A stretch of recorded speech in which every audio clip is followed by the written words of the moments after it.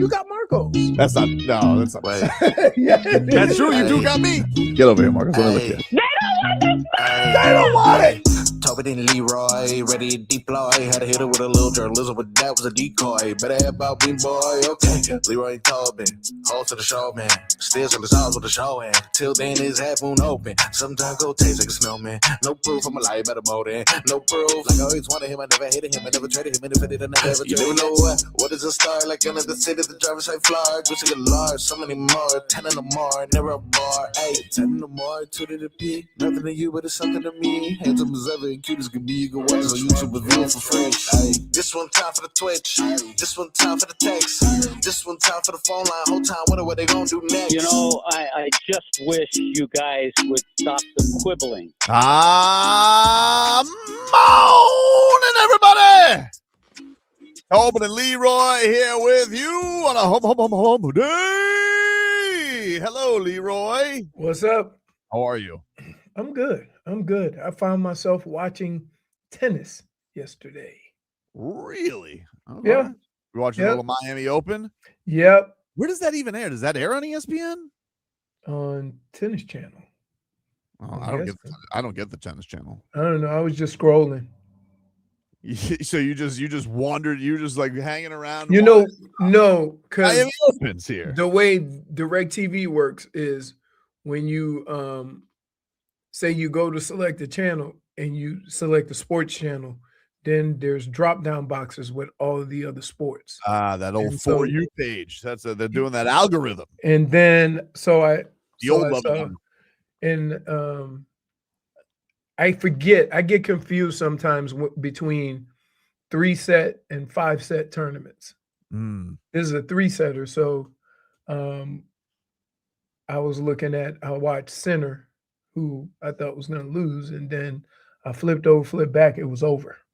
Is that a men's tennis player or a women's tennis player? Men's. He's number 2 in the world. Okay. Yannick Sinner. Yannick. Yeah. Is he an Italian? Yes. Yeah. Was Simone Fontecchio there to support him? No, he'd be in Cleveland right now, getting ready for the Cavs. They practiced yesterday. Maybe Simone's out of he's in the doghouse now because Spo doesn't. You play good and then all of a sudden you're out of the rotation. So maybe Simone's like, yeah, I'll just stay here. I'll watch some tennis. Nobody will know the difference. Just gonna stay home. I watched a little Cavs and Magic last night. We knew because what?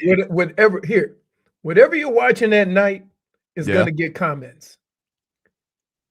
So just out of the blue, Strus got that LeBron headband. Because we were all worried about Max Strus's hair. So that was an indication of what your television watching was going to be for that evening. It was the first thing I noticed. I saw his long flowing hair was back, and I was like, somebody read the comments. He went back. He went away from the little man bun to beautiful hair with the big headband in front. So he looks like a rock star again. So you're going to start seeing Max Strus show up to games. He's going to have like the Bret Michaels bandana. That's going to be his look in Cleveland. He's Cleveland rocks. It's like, because your hair's thinning? Nope. Not why. Cleveland did win yesterday. The Magic, inexplicably, just like the Heat, they can't win now. They've lost their 6th in a row. So that's great. The Heat play them. The Heat, they'll probably do the same thing tonight because they're samesies, except that they don't beat the Magic. But other than that, they do all the same things. And so Heat and Cleveland tonight at 7:30. I saw our guy Anthony Chang. He posted a picture of himself in Cleveland, and I just messaged him, I'm sorry. Hey, man. What? Sorry. I know you love it. You love it. No, it's just it just looks dreary. It's a different vibe getting off a plane in the Midwest and getting off a plane in Florida. Yeah, the vibe looked like gloom. That's what it looked like. That's like, look how nice it is out here right now. Right. And you got to go to Cleveland. There's a period in time in the Midwest, and I had the same thing in Minnesota, same thing in Michigan, where you could go 4 or 5 days without seeing the sun. That's so depressing. It's so depressing. It's that time of year. And then here's the crazy part. Up north, because, like when it finally gets nice enough where you can like golf, and I mean, that's 50s, right? in the beginning of the year, it's so wet and muddy from all the snow. It's no fun anyway. Something. Well, let's get to our headlines. They are brought to you by Doral Kia. You always pay us with your Pricito at Doral Kia. Visit them at Doral Kia or DoralKia.com. As baseball is back, opening night live on Netflix tonight. As Aaron Judge and the New York Yankees clash with Rafael Devers and the San Francisco Giants. It is MLB opening night. Yankees, Giants live on Netflix tonight, 8 p.m. Eastern, 5 p.m. Pacific. Are you excited, Vlad? Your Yankees are back. Is this? Do you have the goosies, or does it not feel like baseball season yet? You get the goosies a little bit. It's because it's the start of a busy time in sports. Yes. So when baseball starts, then that means the tournament's about to. You got the Sweet 16, Elite 8, then you get the Final Four. You got Masters next then week, you got right? Masters, and like not next week, but like in 2 weeks. 3 weeks. Yeah.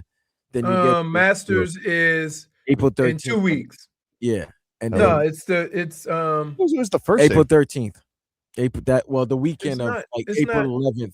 No, the Masters is hold on. That seems Second late. week in April. So you are excited? I am excited. Yeah. And It's April 9th. Yeah, that's it. Hello, second week in April. So hello, friends. You get the tournament, then you get the playoff. And NBA playoff starts the following week. Then WrestleMania. Wow. Who's the main event this year? Rock versus CM. I mean, not Rock. Roman Reigns versus CM Punk. I was gonna say The Rock. Isn't he busy being Moana? No, he's doing what's that? Doctor, not Jumanji. He's doing Jumanji again. Jumanji again. Yeah, with Kevin Hart. And then you got the draft afterwards. It's like everything just starts coming one by one by one by one. I'm very excited for the draft. More excited than passionate. Yeah, there's just a lot. I think it's because there's so many good Canes. It's where the Dolphins got a couple of picks. It just seems like an exciting draft. And you want to do craziness by like trading all those picks to get a King. I don't want to trade all the picks. I wanted to trade one pick to move up. I don't think it's that crazy. It's not, I mean, there's less irresponsible things to do. Not. I don't want to rehash everything from yesterday, but yeah, I stand by it. I figure you kicked that on Friday. I figure you kicked that gear on Friday. Why? Nice Marlins opening day. Oh, thank you. This isn't even the one I wanted to wear today, but my wife threw out my childhood. So wait, she threw out your Lowell. My Mike Lowell authentic black alternate. She threw out. Why?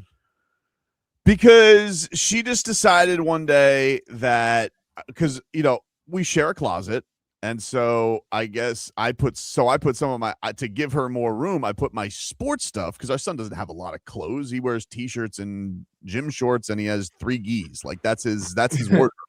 So I went into his closet, and I was like, "Hey, I'm just gonna keep my jerseys in here." It felt like a good place to do it. And I don't know. One day his room was a mess. She just went on a cleaning rampage, and I had like all this Marlins vintage stuff in a box. And so she just threw it out. And and didn't tell me about it either.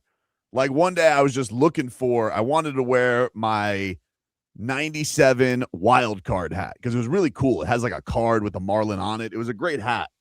World Series hat. I mean, I have the World Series hat too. I still have a couple because I had like 6 of those. So I was able to save those. Both of them, but that one was like one of my favorites. And it was just like, hey, where's this? And you could see like immediately she got the look like, oh no. Like she knew she effed up, but I know when she did it in a fit of rage because she just wanted to clean up. And she's like, this is Peter Pan stuff. Let's get rid of I'm like, that stuff is like my childhood. Like that's, I love that stuff. There's a reason I keep it around for all these years. And I had this Mike Lowell authentic jersey, and I was like, surely she didn't throw that out. She says, I was looking all over for it today. I was like, do I go Cabrera? I think I'm saving my Cabrera for Friday. But I was like, all right, I'll wear my Mike Lowell. Where is it? Can't find it. I'm like, you know what? I already know where it is. It's gone. Wow. Did she apologize? I didn't talk to her today about it, but we already had the you threw out my childhood thing, so I don't feel the need. Did she apologize when you said that? She did genuinely feel bad about it when it happened. So Schmeathan says she threw it out because you're 40. Be 40. Well, I mean, I got it. What's even worse about that is if you ask where something is after they clean, Right. the answers are, my wife goes with, it's where it belongs. Wow. That's I'm what like, she says. And I say, and where might that be? Like, we could have had a 2-second conversation that's now going to be a bicker because you wanted to give that answer. So if I would have said, hey, where's such and such? Oh, I put it here. End of conversation. It's over. But no. Yep. So no, this is just a blank black like generic batting practice. It looks cool, but there's no name on the back. Nah, we all feel the pain, bro. Yeah. That hurts. That hurt. It's all right. You know. Or imagine getting all of your stuff, like when you get stuff from the Heat and the Marlins and they put your name on the back. Well, right. My kids think that's cool to wear on Jersey Day. Well, all that stuff's like vintage. Like my son was asking the other day, you know, he loves Dwayne Wade, right? Never saw him play.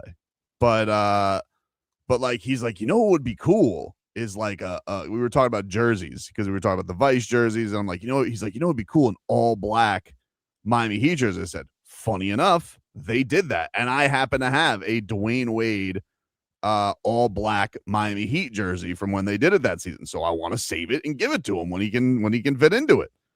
But he's approaching that. He's a moose. Yeah. But I liked your backtrack on that, like Mansword Lane. But he is but so I happen to have that jersey, but now I need to like put it in like a security box because like I never know when she's gonna go on a rampage. No, here's the thing. You men, Tobin's so hurt, y'all. I have to. Tobin's so hurt. When you say you gotta put it in a security box, you go into the extreme. I tell my wife, if I dropped a quarter and it rolled under the bed, 5 years from now, I would say, oh, I know where I have a quarter, right? If you put something somewhere, you will always remember where it is. The only time that you lose it is on cleanup day. When someone in the house thinks that this spot is better. Right. And then they clean and then they forget it. Once they clean, they forget where they put it. Look, I get it. I shouldn't dress like Peter Pan. And for the most part, I'm trying, I try and like less sportsify the wardrobe, but every once in a while, just for the vibe, we do work in sports radio. I got some cool stuff. And yes, the vintage stuff is very in. And you do shtick. Yeah. And like, that's the other thing is there's so many things in the house, like an army helmet. There's a top hat. There's mascot costumes, like there are bags of shenanigans all over our place. So I understand it. It probably is an annoying thing to be married to me. I get it. But not the Mike Lowell. Nah, that hurts. You know what's weird? I don't think, like, I'll wear, like, I used to wear old, like, I have an Archie Manning jersey. I have an Earl Campbell jersey. I have an O.J. Simpson jersey. Hey, listen. Right. I saw somebody wearing a Hernandez the other day. But I'm saying, like, I have a hard time wearing like jerseys like current. And I can't explain why. I think it's the childhood thing. Yeah. Well, you're a former athlete. So yeah, that I don't know if that plays. I don't know if that plays into it. Just feel there was I wouldn't wear my own jersey. I would that would be the only jersey I would suggest for you to wear. Yeah. It would be your own. Yeah, it was I had that. I still have a Cabrera. I have a couple Cabreras. I have one Cabrera that's way too big. So I just want to, like, one day, if I could ever find Miguel Cabrera, I'd love for him to sign it so I could frame it. But I don't know where Miguel Cabrera is hiding. I don't know what he's doing. He's probably living his life.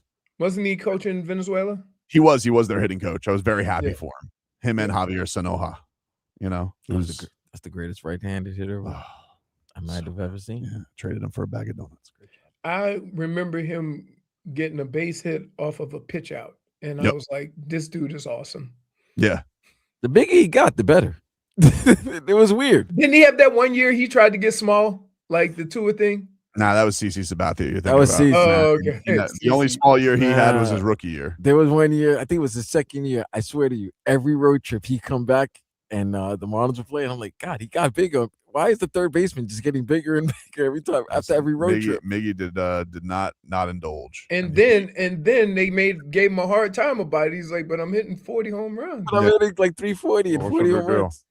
And Ozzie Guillen is like, I will never forget. Ozzie Guillen said this back in the day when he was the Marlins manager for that one year before, he praised Fidel Castro and nearly was fired after a week. But they did that show, The Franchise, right? Like it was like the Marlins did like a baseball version of Hard Knocks. And it was like they were so excited about it because they spent all this money and Hanley and Jose Reyes and Burley and Heath Bell and like they're gonna and the season was a disaster. You got Laurie on the golf cart, he's holding down a shaken Muhammad Ali. It just was a disaster from the start, right? And Ozzie Guillen had like the funniest line where like he was making fun of his clubhouse by the middle of the season because like they don't have Hanley Ramirez anymore. They don't have Jose Reyes. They have like Brian Peterson up. And Brian Peterson was like this skinny outfielder and he's walking around. He's ripped to shreds. And Ozzie Guillen just looking around. He sees like all these minor leaguers. They're in great shape because all his stars are gone. He goes, look at you guys. All these six packs. All right. Look like a model. Hit 150. That's, we have a saying in football. Say, look like Tarzan, play like Jane. He just had he's like, look at you guys. Ridiculous. Oh, man. Anyway, other headlines. So you got the Heat in action tonight. They're trying to snap their 5-game losing streak against the Cavs, who are on fire right now. They beat the Magic last night, who are also in their own losing streak. So Playinville is a mess right now. You're 10 now. We are 10, but we're also 2 wins from being 5. Crazy. Okay, but here, can I say what bothers me when you say that? Sure. Isn't that a hard thing to say when you just lost 5? How about get 1? It's not a hard thing to say when it's a fact. Okay, they're literally like, yes, they haven't won, and everybody else is there, but like everybody has the same record in the play-in, Leroy. Yeah. So like 1 week could turn it. Now it's a tough week because Cleveland's on fire right now, and Kenny Atkinson, he has an enemy for life in me. So we'll see what happens tonight, but the genuine worries for the Heat just because, again, we've talked about the Olay twins being a problem. I don't know what's going on with Kel'el. So it all just seems like a mess right now for them. And Cleveland is rolling. So don't give me that old Olay. Panthers won last night in a shootout 5-4. So congrats to the Cats getting one yesterday. They did have it, but it doesn't really worry about giving up the point. One, it's over, and second of all, it's a Western Conference team, so whatever. They beat the Kraken. They'll take on the J-Fig was boots on the ice yesterday. We'll get to when I saw she was putting some great Instagram stories up, seeing her old friend Brandon Montour with the Kraken, and that's that with the Cats. They'll be back in action tomorrow against the Minnesota Wild, and the Marlins open up their season on Friday against the Rockies. We'll take a break. Back more to this.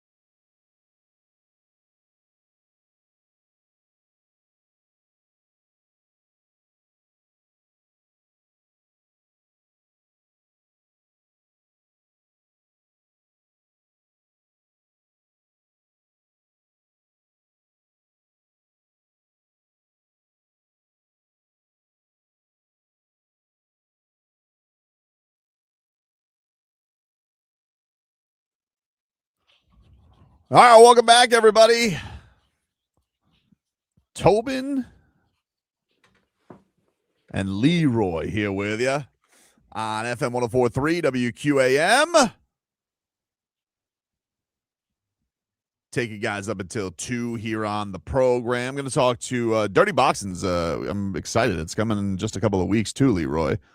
April 10th, James L. Knight Center, and we're going to have the man fighting for the main event for the interim heavyweight title, Rob the Wolf Perez. This guy is a madman. He's an antagonist. Talks a lot of bleep. And what? He knows not to curse? I'm going to let him know. Okay. I'm going to let him know. You let him I'm going to let him know. Dude, this is like playing radio chicken. It's not radio chicken. Every time we have a fighter on in any. We had on a fighter last week. He didn't curse. He just fought bears. And he was Russian. You know the Russians love to curse. All right. So we'll have him on in the 12 o'clock hour today. As yesterday you had spring ball going on for the Canes. They started a practice. Mario Cristobal. This was great. Mario Cristobal yesterday was talking about the pro day. And first of all, he was like, Marco, tough. Very tough. And he was talking about the NFL, like how hard the Canes practice and how hard they play. And he was talking about the idea of other pro days are for social media. Ours is real. You have the buttons up, lad? I want to play this from Mario Cristobal yesterday because I was just like, this is such a fascinating thing that he just wants to throw out there to talk about how excellent their pro day was. So many teams are out there just dedicate themselves to winning the offseason on social media.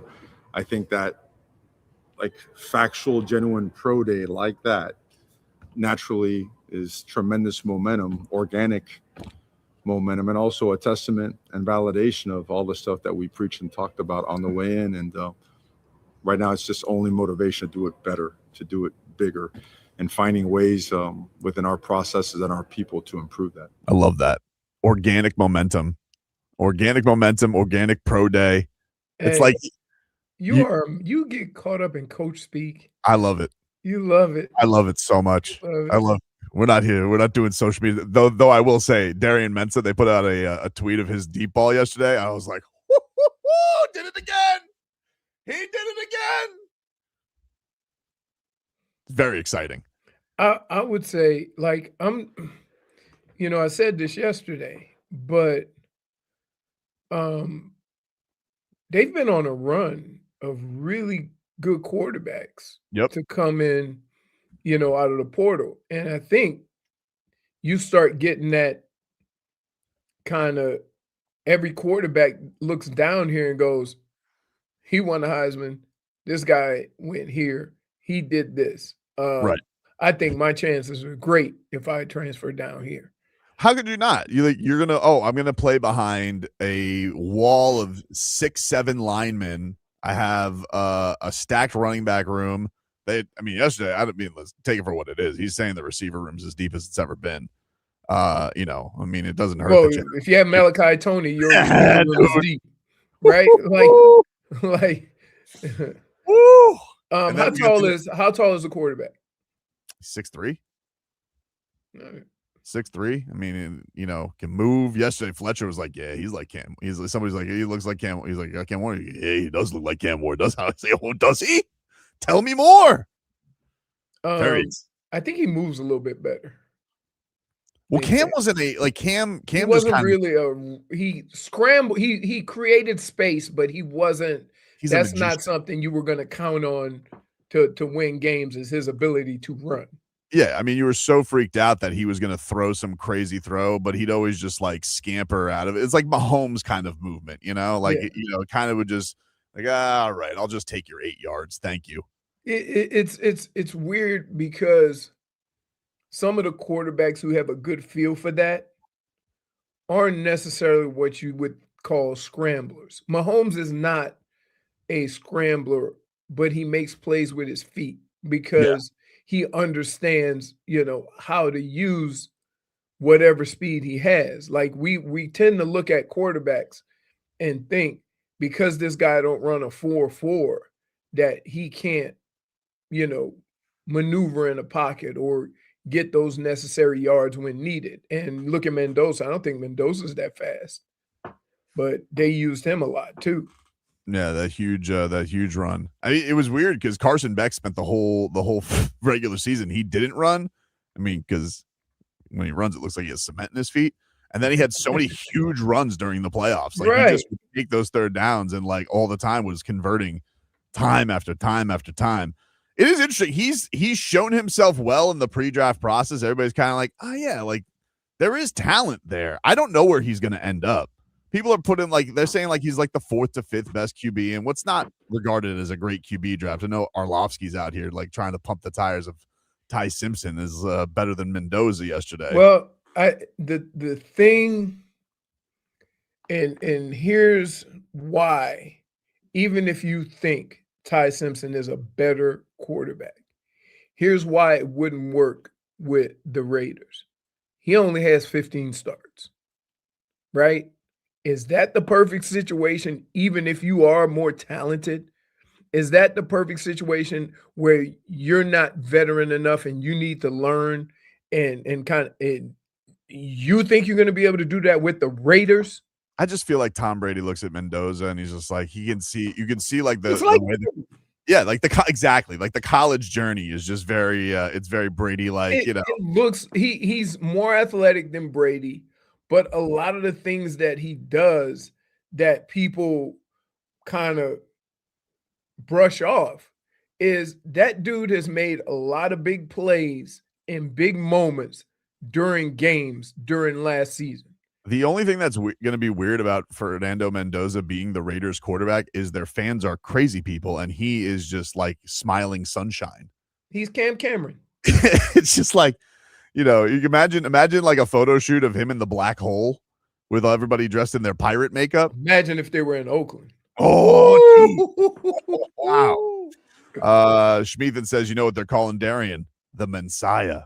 Oh, too much. Too much. Too much. You can't even give him the +1. Why not, dude? That too much. Vlad, we don't listen.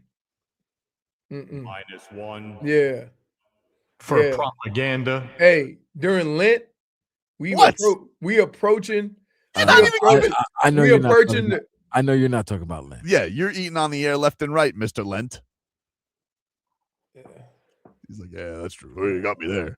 Yeah. This was Mark Fletcher on Mensah's impressions like Cam Ward. You know, he just came in here. He came like a pro, came here to chill, just ready to work, humble guy, and everybody just ready to roll behind him. Do you see any similarities between him, Cam, Carson? The fact that you even said that, you already know some similarities between him and Cam for sure. Just, I feel like, you know, the playmaking ability, that's what I'll say. But, yeah, everybody see that. Yeah, but he dare you. He dare you. I think he might be a little more athletic than Cam, but they do have a lot of the same skill set. But just the fact that you're right, like this has become the factory. Like it's like, oh, that's where I'm going to go polish it off. That's what they've built. Yeah, I get it. But it doesn't even feel like that's the way anybody does it anymore. Nobody does how many guys are like, you know, bringing the guy in as a freshman? I guess Michigan has the highly touted guy, right? You know, yeah, a ton of money too. But like it does feel like usually it's like the cherry on top of these programs. And what's crazy about it is we're finding out more often than not that the guys who are having the most success are the guys that the big colleges dismissed as recruits. You know, and now all of a sudden, now you want me. Yep. Right. And that's and for, you know, you get to recruit and then you just say, I mean, if the guy's any good, we'll just pay him later. Right. Well, yeah. We'll take a break here on the program. Get to a little 15 minutes of Heat next.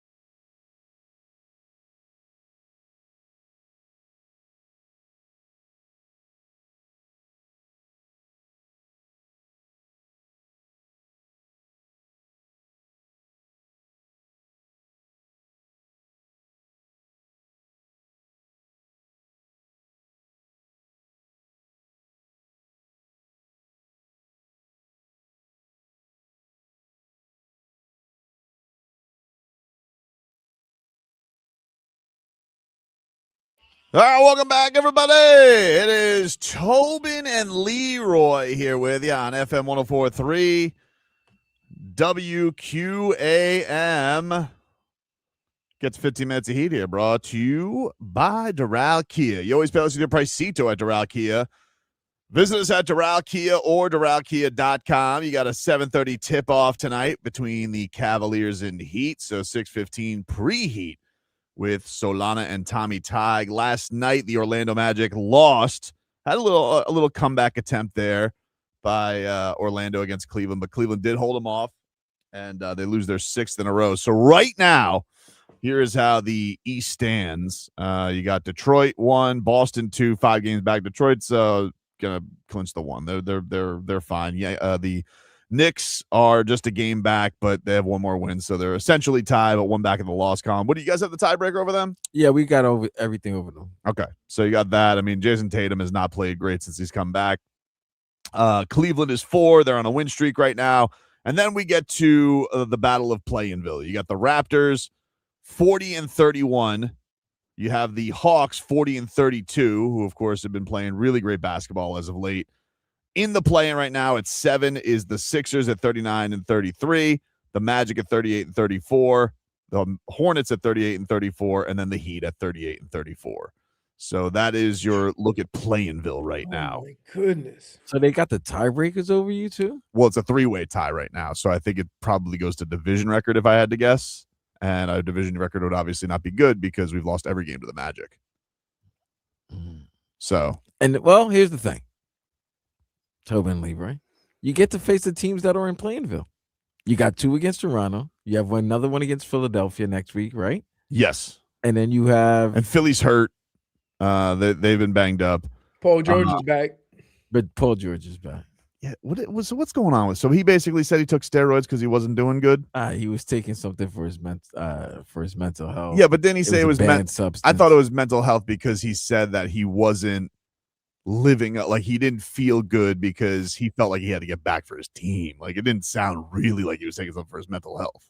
It sounded like a bunch of BS. It sounded like a bunch of BS. But that's the way it looked. The thing if they do end up in the play-in, the thing you want to avoid is the Magic because they own you. Like you're not going to beat them. Well, you want to be in a 7-8 to get 2 opportunities. You do for sure. Yeah, you do for sure. But the thing is like it shouldn't be the thing that makes you nervous is that everybody's healthy. Like it's just how it is. Like I'm looking at this rotation. I'm just like, all right, well, we'll see how this goes tonight. It hasn't gone well when everybody's available. Yeah. I mean, again, we have the only coach in the NBA that coaches better with a short roster than with everybody being available. Yeah, it's very strange. They pulled so many rabbits out of their hat against, doesn't matter who they're playing, neither. And they've also just, their defense has been so piss poor. I mean, like, that's the other thing. Their defense has been abhorrently bad. The thing that I hate about that is, like, when they don't play defense up front, you sometimes you see it with Bam, but you see it a lot with Kel'el. He doesn't know where to go because think about this. He don't want to give up an alley-oop and he don't want to give up a layup. And he's right in the middle. And he gets caught out of position because they get beat off the dribble so quickly. So, like, yeah, I don't know. And then, I don't know if they feel very confident putting Mouse in the house because they had some, pretty decent-sized point guards lately. Yeah, I mean, tonight you got, I mean, Donovan Mitchell's obviously a killer. He had that clutch floater last night. And then fat bum James Harden is finding his home. He had a sick-ass assist to Max Strus last night. It's the regular season. You gotta take him seriously. When he gets to the playoffs, it's another story. But for right now, I love the way we do that. I take James You Harden. love the way that I what? I take James Harden. I know he hasn't had success in the playoffs, but it's not even saying he hasn't had success. He's had some of the most colossal failures in playoff history for being a guy as good as he is. Okay. And again, I take him. Why would you take him in the playoffs? I don't understand. Like, what's the argument to have him in the playoffs? He's one of the best scorers that ever played He's the game. 36 years old. So is Tracy McGrady. So what? What do you mean? They're gonna be that way forever. Here's him. This is. Let me ask you a question. He's basketball Connor McDavid. Like every time that the chips are on the table. Okay. But if you could get Connor McDavid, would you take him? No. At least Connor McDavid got to the Stanley Cup final. I mean, James Harden's been to a finals, but then he strip but he clubs. was six man. Oh, dude, he was the third best player on the team. Come on, you're being a semantic samurai. Still six man. Again, like I would take that talent. Let me ask you a question: Who's a better scorer, him or Tyler? James Harden. Like all time? What a ridiculous question. I'm just saying. If you needed a bucket, would you go James Harden or Tyler in the playoffs? No. I mean, Tobin's points about the playoffs, how James Harden. I don't think you're talking about two. Yeah, like right. No, I neither is good in the playoffs. I understand that, Vlad. I'm not even disputing that. But when it gets down to it, he is a prolific scorer, and I'll take my chances. You would take your chances over. Would you take game-winning 3 in the playoffs? Him or Kevin Durant? Kevin Durant. Him or Steph Curry? Steph Curry. Him or LeBron James? Shooting a 3? Anything. You just said a 3 or 2 seconds Anything. ago. Okay, 3, fine. I'd take Harden shooting a 3, but to get a bucket, I'd take LeBron. LeBron. You just lost. I was going to take LeBron. You take LeBron shoot a 3? Yes, because I've seen LeBron hit clutch. No, so have I. I haven't seen James Harden. That's Tobin's point. Tobin's point is no, I understand. Player, but here's the thing, Leroy. You have 16 years of evidence of him not showing up. It's not like his 5th year, right? If you wanted to make this argument about like Anthony Edwards, it'd be like, all right, come on, it's early. People used to do this about LeBron when it was 5 years in. You know, like he couldn't hack it in the playoffs. I mean, there were some real bad moments in the playoffs. They did the same thing with Jordan, right? But this is not Michael. He's 37 years old. No, I understand. I understand that. And believe me, 10 times out of 10, I take Jimmy Butler in a playoff series as my best player over James Harden. 10 times out of 10. Not even a question. Not even a question. It's not even a question. I agree. It's not even a question. He's carried teams to the finals. The James Harden is not. He has not. It's not even debatable. And again, what do you like about is it the beard, Leroy? I just think I just think he's one of the best scorers to play the game. That's great, but a lot of great scorers. So is Tracy McGrady. Yeah, that's a great example. So is Vince Carter. Some guys just don't do it in the playoffs. Okay. You know? Okay. And I wouldn't have these feelings if people didn't make these stupid Dwayne Wade debates. Like, you know. I don't like no. Leave him alone. I didn't like no. Like, no, I'm not even debating that. I'm just debating whether I would want James Harden on my team. Well, tell Jay Crawford I said wait till you get to a game 5 in a series, then you'll see how much you'll want James Harden. Oh no, he might give you a good game 5. It's 6 and 7 you got to worry about. Those cheeks get squeaky, and then he goes and finds comfort in Astron. Cheek to cheek. There ain't no Astron in Cleveland. Where? There's got to be one. There's got to be one place he's got. There's got to be one. There's not a classy joint in the whole place where there's a lot of menthol and heroin going on. Yes, but they don't call it Astron. Lack of Astron? It's Midwest-tron. Like you come down to Florida. Why do I picture it like a trucker stop? No, it's in a nice what's that part place of town? What's the place in Central Florida? The truck stop topless diner? There's one in Central Florida. You always see it. You see the billboards for it. Oh my goodness. Really? Oh yeah. Oh yeah. You paying too much attention to the billboards then. It's impossible not to like what the hell is it called? I'm gonna find it. Oh, look at the research that's going on. Cafe Risque. Oh, there you go. Yeah, they give you. Isn't that the one they give you updates like you're 10 miles away, 3 exits? Yes, that's exactly what it is. Cafe Risque. Like you see it all over the place. There's also one apparently called Bare Buns. I mean, apropos. That's what the Heat are playing like right now. Oh, Bare Buns. Bare Buns. They're playing like Bare Buns right now. Do you think they're gonna win tonight? Here's the thing: is Kenny Atkinson gonna play certain players tonight? I don't know how much they care about seeding. You know, like I don't know like how much that entices them. Like they're pretty comfortably in the top 4, so you're gonna either like Do you care if you're the cat? I mean, it's You all. want to play Boston or there's- Detroit? Yeah, but in the second round, basically. Right. So I think you would probably want to. I mean, Boston's wounded, but do you want to go against the inexperience still of Detroit? I don't know. I mean, I think Cavaliers have their own demons to worry about. I don't. Now you've added like, James Harden on top of their chokes as well. Do you play that? Do you want to play that game, or you just want to be playing well? Now there's certain teams that do. I don't want to pick and choose. Like there's certain teams that pick and choose. Like I know. Face, Does it ever work though? Sometimes. Right. Sometimes it does. Sometimes you avoid a team that you or you wait a team that you thought you wouldn't have to face in the conference final. They might get upset in the semifinal, and then guess what? Now you have home court advantage, and you're the favorite of it. Right. Of conference final. So I think it can work, but that's an interesting question. Who would you rather face in the second round? Boston? Well, if you're Cleveland, Detroit, you want to be playing good basketball because your ass haven't gotten to the second round. Yeah, I think you see what I'm saying. Like you playing with fire when you haven't had success. We ain't talking about the Bulls. We ain't talking about the Lakers or somebody like. We talking about a team that hasn't had a lot of success. So you want to be playing well more than anything, and it doesn't matter who you play. Yeah, but I feel like when you're riding momentum, like I think you're seeing it with the Lakers, like you kind of just want to play like the back-to-back thing at this point of the year. I think you just want to play well because you're going to get a week off anyway for the playoffs. So you think that? So then you think Harden and Mitchell are going to play tonight? I think so. I don't think I don't really know if they've been dealing with anything. I know that Allen's been out. Strus, maybe Strus won't play because Strus has been off the fracture. And Mobley, I mean, he's always 23. What is he? But he's always banged up when they need him.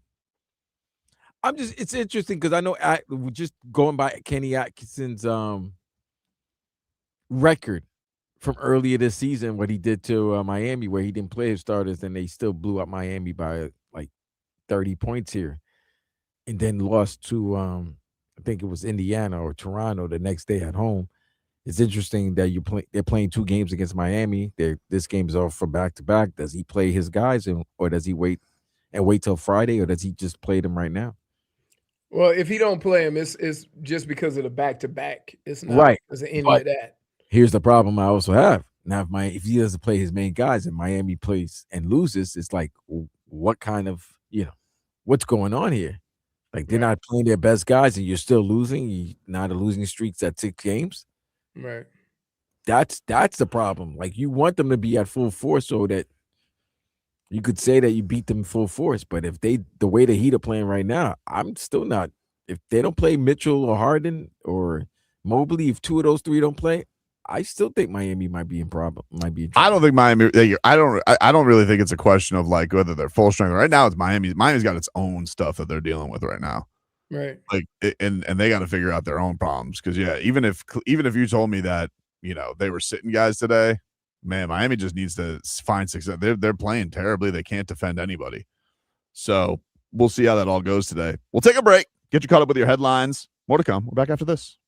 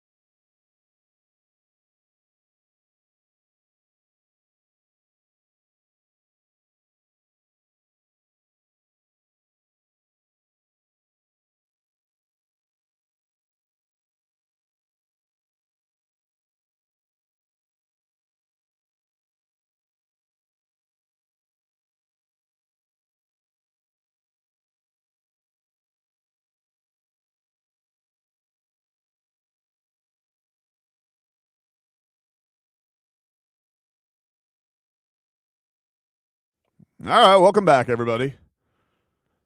Tobin and Leroy here with you on FM 104.3 WQAM. Take you guys up until 2. Vlad's still getting coffee, Leroy. So that's what's going on there. Interesting. You looking for buttons? There we go. Now I can hear you. Oh. Wait, did you read my lips? No, I was trying to find the board. So what did you say? I said, what happened? And you said Vlad had to go get coffee right after I said that. Coffee, and then I was like, I walked back in and I was like, I think we're back. And then we can only play so much Biggie, We gotta get back and do the radio show. So I was like, I think I should go back. I'll just go over the board and see what's going on there. But maybe he got caught hobnobbing. I'm not really sure. He's not really a hobnobber. No, he's not. I don't know. Maybe he ran. I mean, the coffee pods were aplenty. So we did have a lot going on there. There he is. All right. So we'll get into all of our headlines. Hey, in the middle of it, why don't you give us a weather update, huh? Absolutely, because it's been just great weather. The only thing I hate about great Florida weather is when it's nice during the week. I want it to be nice during the weekend when I ain't got to work. But everything seems pretty nice. I'm going to go over to the window plex, have a little looky-loo outside. We got the high clouds moving from nowhere. I can't tell. The wind's not blowing. If you got a 5-mile-an-hour wind, that'd be a shocker. It's really nice. Another beautiful Florida day. I would say right about now it's about 80 degrees. And if I had to guess, I would say the wind's coming a little bit out of the northwest, but I can't. No, take that back. Coming out of the east. I see a plane circling over my house. So it's got to be coming out of the east. There you go. Easterly wind. It's hard when nothing's moving to tell you how the wind's blowing. Every time you say easterly wind, I just feel like it's very Game of Thronesy. With the westerlies? Easterly wind. Those weather updates there brought to us by Tornado Roofing and Contracting. Helping homeowners stay safe this storm season. Visit tornadoroofing.com for a free roof and window estimate. So got to tell you, the grass ain't even moving. So you ain't got to worry about no tornadic activities today. No. Let's get to our headlines brought to us by Doral Kia. You always pay less with your price Cito at Doral Kia. Visit them at Doral Kia or DoralKia.com as the Miami Heat will play tonight at 7:30. Panthers win last night over the Kraken. The Kraken in a shootout. Paul Maurice, his 2000th game. Cats will take on Minnesota tomorrow at 7 o'clock from Amerant Bank Arena. Tiger Woods yesterday. Did you catch any of him, Leroy? Did you watch any of the highlights or anything of that? I did. I was more impressed with, believe it or not. Do you see what he has to go through to be able to go? No. What does he have to do? He gets up early in the morning. He does a whole bunch of band work and core work and hit balls, and then he goes and relaxes and then does it again right before he golfs. It's amazing what these guys again, my buddy told me, like, once you get on tour and you start needing all of the stuff to travel, before you hit one golf shot, you're out of pocket $1 million. These guys have physios, they have cooks, their families. It's amazing how some of these top golfers, what they have to go through. And Tiger's had a ton of surgeries. No. You're talking about multiple back surgeries, knee surgery. He doesn't have a neck anymore. It's crazy. First of all, he looks like Bane. Like I saw for golfers, you mind you who he's up there with, right? I would go with a Brooks Koepka. Yeah, like a right. Koepka He's not, or maybe a DeChambeau, but like he's like, I was like, oh my God, Tiger! You did you do shrugs before you got to the microphone? But one of the things when you have a bad back is you have to do a whole lot of the stuff to stabilize it, and so that's core work, shoulder work, lower back. Like, yeah, so it's a lot of work, especially when you have a bad back and you're a golfer. Can't golf without your back. Need it. He was asked about any idea of him playing in the Masters. This is what he had to say yesterday. I've been trying. It's just this body it doesn't recover like it was when I was 24, 25. Doesn't mean I'm not trying. I've been trying for a while. I've had a couple bad injuries here over the past year that I've had to fight through, and it's taken some time. But I keep trying. I want to play. I've loved the tournament. I love being there since when I was 19 years old. So it's meant a lot to me and my family and over the years. And I'm going to be there either way with the loop that's going up there, as well as the Champions Dinner. So. You think that decision will have to come right down to the Friday before? I don't know. We'll see how it goes. I'll be practicing playing at home this week and keep trying to make progress. There you go. Yeah, but there's one big difference. Tiger golfing at home versus Tiger golfing at Augusta. Yeah, for sure. Two words. Golf cart. Because that's the thing, right? Like, it just doesn't feel like it physically can hold up for a whole tournament. Right. And that's the hard part. Like, he may be able to get through. And here's what sucks.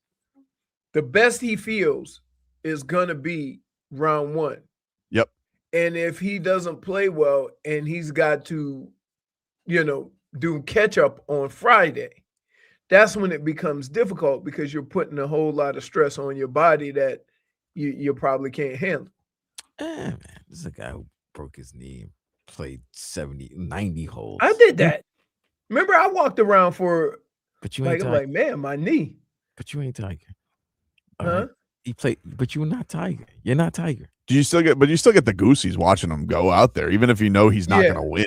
Yeah, but here's the thing. When you're a competitor like that, like, you are the first person to acknowledge that you got no chance. And that makes it harder to tee it up. I just need him Saturday and Sunday. Don't we all love it when Fred couples are playing on a Saturday or on a Sunday? Yeah, but you know what's crazy, Vlad? Like, even as great as Tiger has been, right? Yeah.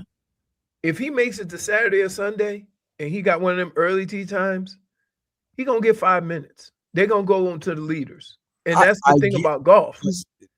That's understandable. But the fact that he's still there will draw attention, and that's what they need. The fact that he's still there and capable. Yeah. He might not be competing for a championship It's hard telling a guy of that nature, hey, you're not going to compete, but you can go. And here's the thing. We still, to this day, they still talk about the 86 Masters. They still talk about when he won the last one in 18. He might have one good 4 days, but it's the good 4 days, and then all of a sudden. But that's just it. He hasn't, in the last 5 years, he's never been able to last for 4 rounds. Guess what, Leroy? He wasn't able to last before that 18 victory. He wasn't able to last. It's the car 3 accident. years. It changed things, right? Like, because he has dealt with the back stuff and all that, and the things that he's gone through, and this whole swing coach drama and all that. Sure, that's been a thing, but dude, the car accident changed things. Like, that's, he's had, after the car accident, when he came back from that, he's also had 2 more back surgeries and an Achilles. Yeah. and that's the thing, is like, this was a guy who was like foregone conclusion you were gonna win the most majors, and then it got to a point where, like, okay, maybe that's not gonna happen. You get that win. That was the precious one, right? Like, that was like, oh, okay, finally he did it again. It's all gravy from here. I don't know. I think just the idea that he would go there is awesome. You know what he can do now? I don't even expect him to make the cut if that happens. You know what he can do now, though? He can go right around in the cart on the senior tour. The problem is they don't use carts on some of the majors, right? Even on the senior tour. So when you're talking about U.S. Open, you're talking about Do they do the senior PGA? Senior British? No, he can't do British. Senior British, yeah, they don't have golf carts. What do they do? Walk around with shillelaghs? I don't know if they walk around with shillelaghs. Nah, they do that in college. In college, they have little carts, little buggies they pull with their clubs. Some of them do. But yeah, I think the competitive, when you've been that good at your craft, right? You have to kind of recalibrate what success is. And the only thing he looks at as far as success is winning. And you got to be honest with yourself. Like, after all these injuries and all these stuff, if you make it to the weekend, that is an accomplishment. Because he's made it to the weekend and had to withdraw on Saturday because he was broken down. Yeah. No, and that's the thing is, like, when you watch him these last 5 years, whenever he's played, Gradually, it looks so painful. Like, you the could farther just he goes in the tournament, the worse it looks. It would be fun to maybe do like I guess that's kind of what is that what like the match, but like it would be fun if he did maybe like a one-off round or something like that. But none of these, I don't think he can do like these anymore. It just feels too hard to hold up. Keep on sleeping on Eldrick, man. I'm not sleeping on him. We're having the same argument that we had with Tyson versus Jake Paul. He can't do it anymore. I'm not saying he's gonna win, but I think he can compete for 4 rounds. He looks like he could win Mr. Olympia better than golf right now. He looks like a Hulk. Yeah, it's crazy. Just needs to get back on that Perkins diet. He'll be good. Horniness? Yeah, we make fun of this, but isn't you know he with what? a Trump? No, I don't know. He is. I don't know which one, but I believe he. Yeah. Listen. Sometimes your vices is your strength. That's all I'm saying. Who knows what's going on? Listen, that Palm Beach up there. Who knows? Vanessa Trump. Yeah. There you go. Anyway, we'll see what happens there. But it obviously is always cool when he's out there. It does change the stakes and the juice to all of it for sure, especially at Augusta. Hello, friends. Hello, friends. We'll take a break. An old friend had some thingers to say about a thing or two back about his time here. Back after this.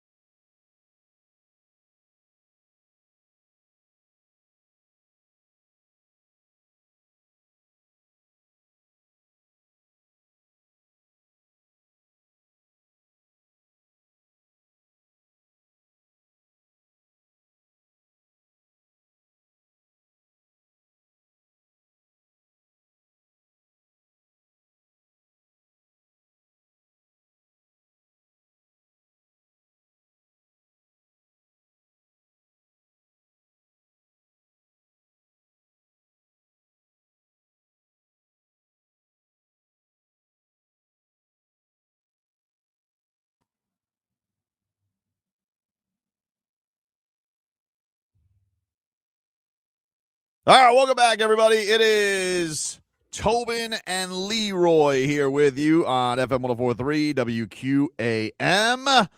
Take you guys up until 2 here on the program as we got opening night tonight in baseball, Yankees and Giants. That'll be on Netflix. Hopefully it's better than Peacock was. I mean, what a disaster. Unbelievable. Here's my thing. If it was cool to put somebody on the end of a bench, you don't think they would have did it already? Right, yeah. Put it, and again, I'm more than sure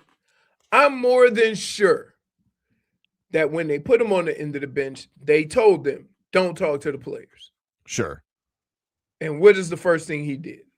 Yeah, well, this Austin Rivers is a show pony, first of all. I mean, he's green suit. He's like, he lies on the broadcast. He's like, the Heat fans gave me crap because I said if Bam wants to impress me, drop 50 on Wemby, which is not what he said. He said 30. And then he upped it to 35 because he looked and saw, oh, wait, Bam already dropped 30 on Wemby already this season. And so then he wants to be a show pony and lie about what people are calling him out for because, scoring 50 against Wemby, ridiculous. He's a monster. So, he wants to sit here and dial it up like, oh, the Heat fan, I got them all riled up. It's like, nah, dude, you were annoying, and I'm with you. I like what hockey does. They put him between the benches, but they, every so often, I got him there. You have Panger. Is he sitting on Paul Maurice's shoulders? No, ridiculous.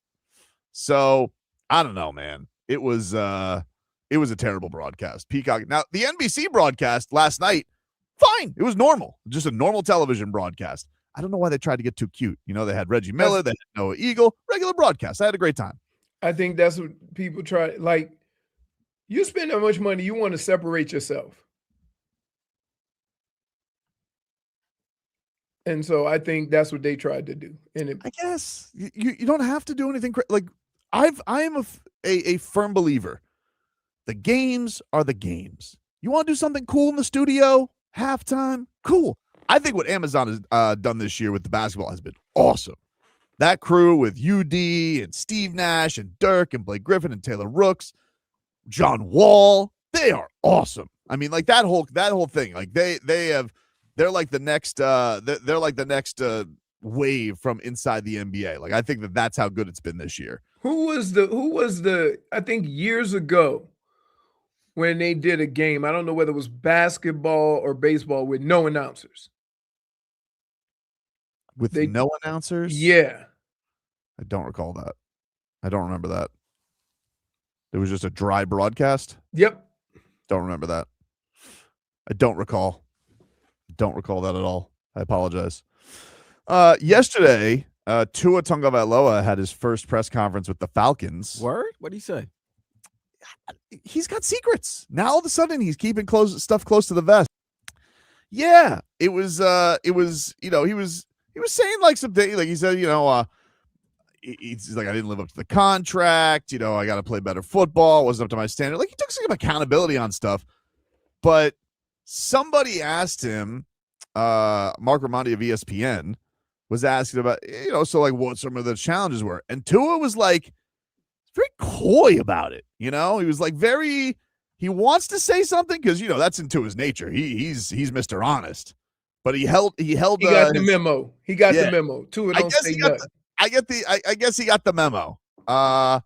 And it's you make it what it is. Here it was. You were vocal at times last season about things that were going on with the team, with your teammates. Can you just give us some insight into what it was like last season in Miami and how that might have shaped the season that you had?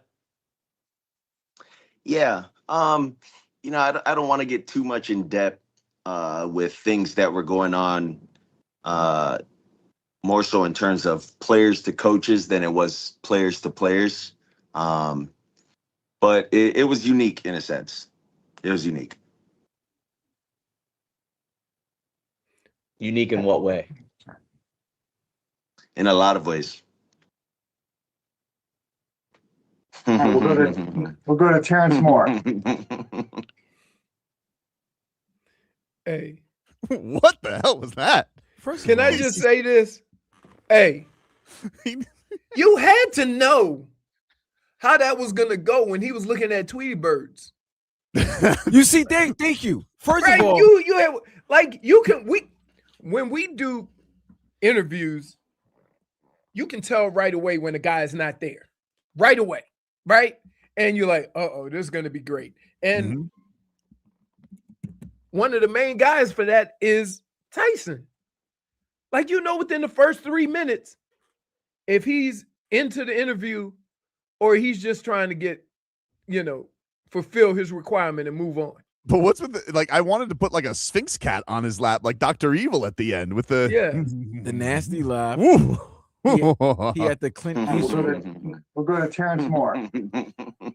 Sometimes you say stuff like that and you realize when you're saying it that it's not really a whole lot of information, but I said something that maybe would insinuate that there was a whole lot of chaos going on. Yeah, it almost makes it seem like there's more there than there would be if you just said what went on there, which very clearly just seems like him and McDaniel had a falling out at the end because things went bad. It's probably just as simple as that. It's just what's crazy about that, and this is to both Mike McDaniel and Tua. It happens. Get over yourself. If you can't say it's about the team. You can't say it's about the organization, and then you two act like children. For whatever reason, right? For whatever reason. Because I can tell you, I promise you, Bill Belichick and Tom Brady went at it a lot. But they both knew they needed each other, so they just swallowed it. It happens. Yeah, I think the thing that's interesting with that, though, is Belichick and Brady, I find that stuff to be ridiculous, where it's you're going, you guys have so much success, right? Right. And it's who cares who's, obviously, people want credit, but when you're the most dominant thing in the sport for that long, who cares? Right. Why would you care? I never hear this with Andy Reid and Patrick Mahomes. The thing that's fascinating with Tua and McDaniel is, it really did seem like a genuine close relationship that went beyond professional, and it went sideways quick. It went bad. But who's to blame to this? Because if I'm the guy that goes up to the owner, gets on the table, and is like, "I need you to pay him." In the end, Vlad, it's the coach, because it's the first job you have in any organization is to get the most out of the talent. Right? Damn your feelings. Right? I don't have to like you to work with you. People nowadays feel that that's not possible. But in sports, it's always possible. You have to. You're not going to get along with that many people. You're just not. And so the fact that I don't necessarily, if that relationship went bad, I'm always going to go to the coach because it's his job to get everybody to perform at the highest of their abilities. If they're not, and you bench them or you do whatever you need to do to make your team better, then you just deal with it. But in the end, it's your job to coach the talent. Simple as that. And sometimes I think we get caught up with too many people get their feelings hurt in sports right now. Too many people. There's certain situations where it's always going to be a problem. You just have to be an adult and get through it.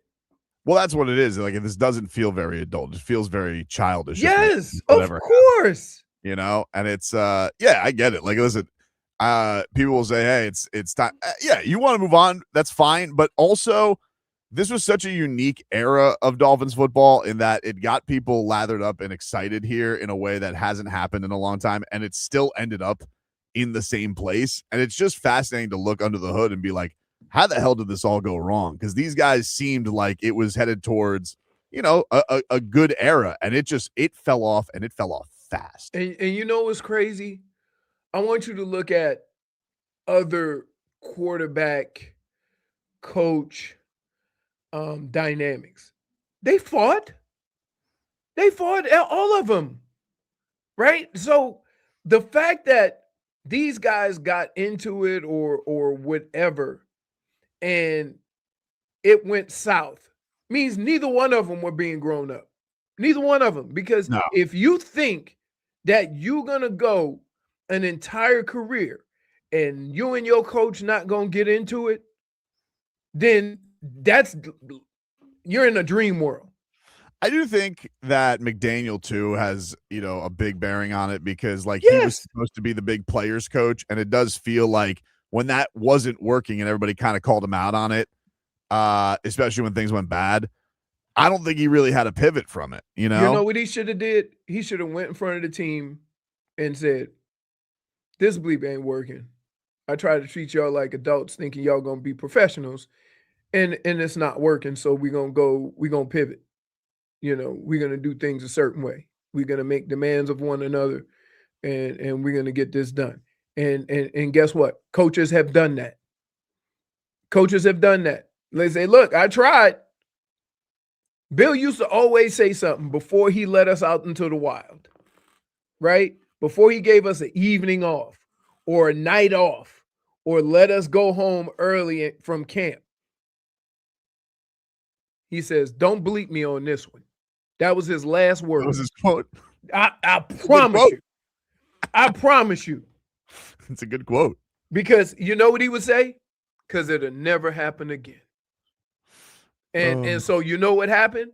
Players knew the trouble players, and somebody kept an eye on them guys.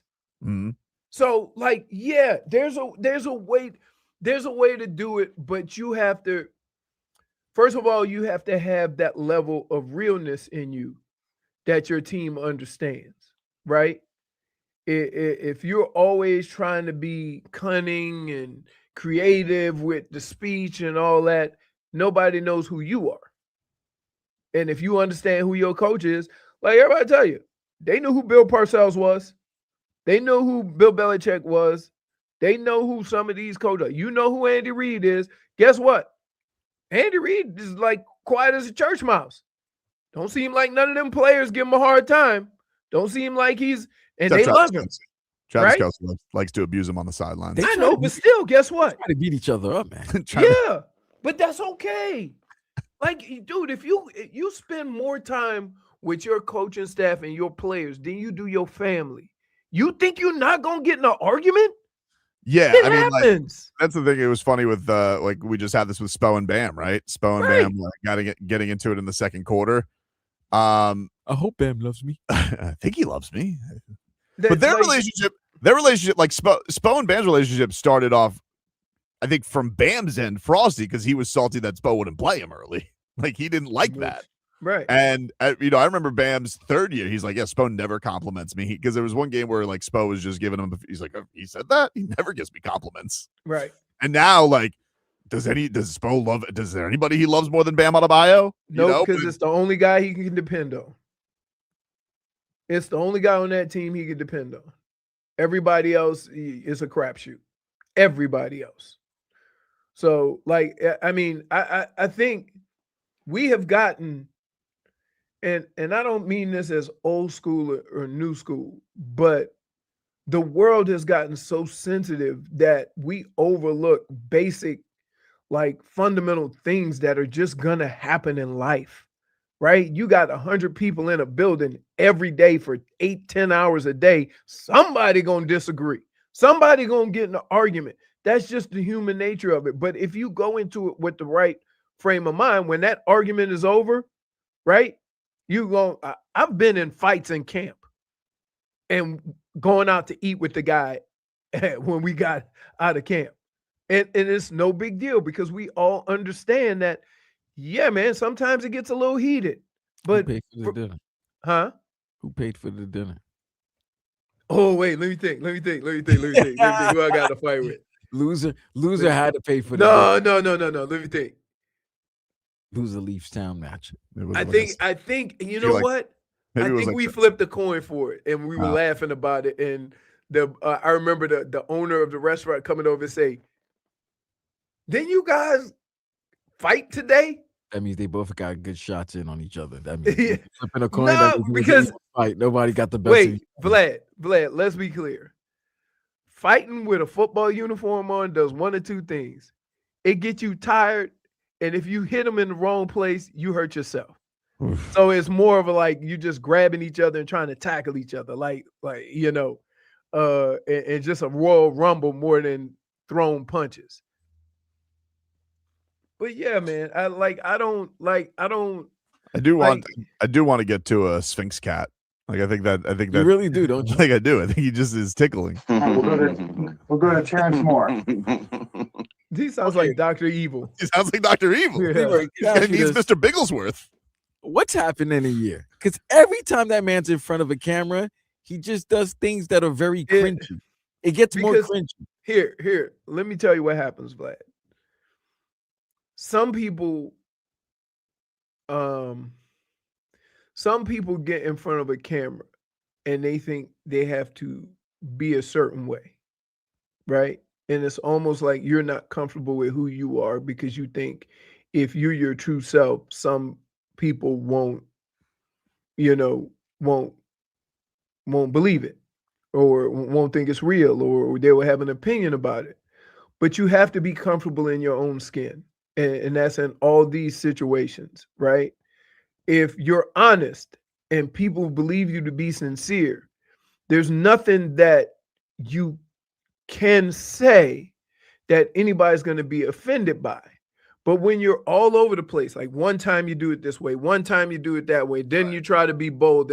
And so people tend to see that and then you become a phony. And I think when you see the Tua, and here's where it turned for Tua.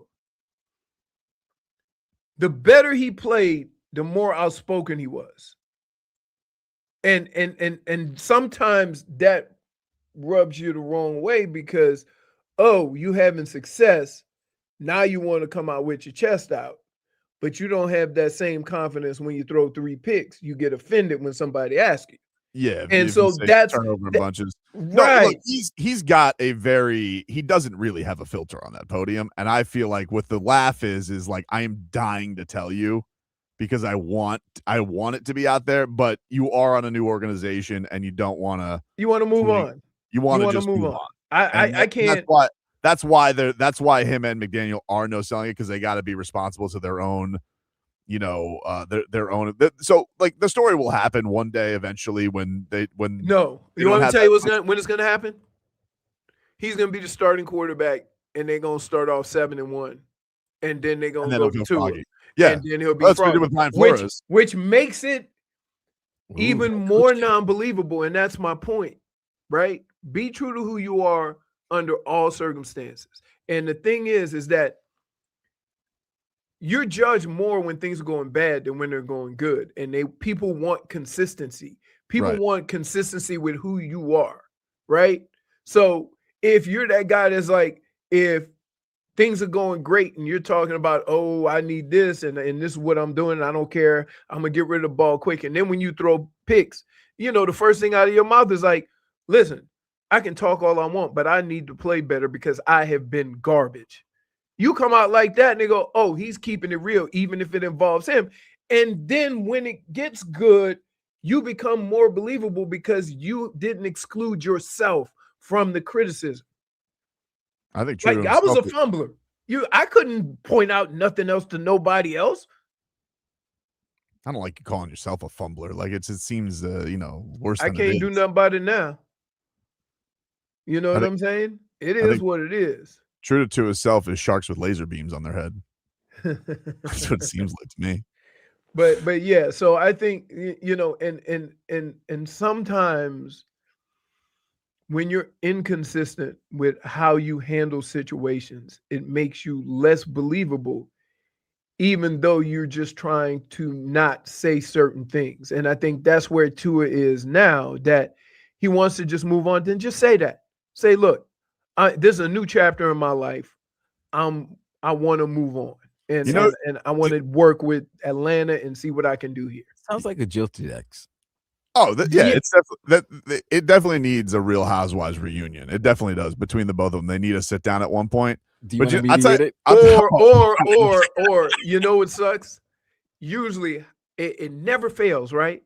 how quick when they have a breakup like this on the team, do they play each other? It's usually the next year. Well, No. Malik Willis is playing Green Bay. Yeah, no, right. they are. No, he's not in Miami. I don't think we're year. playing Atlanta this year. No, we're you're playing the Green Chargers. Bay. You're playing the Chargers and Green Bay. I tell you one thing though. You know who's getting along scot-free? Nobody has a press conference because nobody hired him. Who? Chris Greer. Dude's sitting in a hammock somewhere with Mai Tais and just enjoying. I think he's still getting paid by just still getting paid. Dolphins, right. He's just he goes, tough. Both him and his brother just. Well, here's the problem: is he going to have the same, like? What's the dude on ESPN that was with the Jets and then down here before? Tannenbaum? He's got the Tannenbaum stink on him. Yeah, right. And like Tannenbaum talks about some of the moves that he made, and you're like, well, that's why you're doing TV. Greer doesn't have a Mike Greenberg. If he had a Mike Greenberg, he'll be all right. Yeah, he doesn't. He doesn't. There's nobody. There's no FinUp on ESPN. You know, right? There's nobody to go to there. Yeah. But anyway, we'll take a break. More to come. Back after this.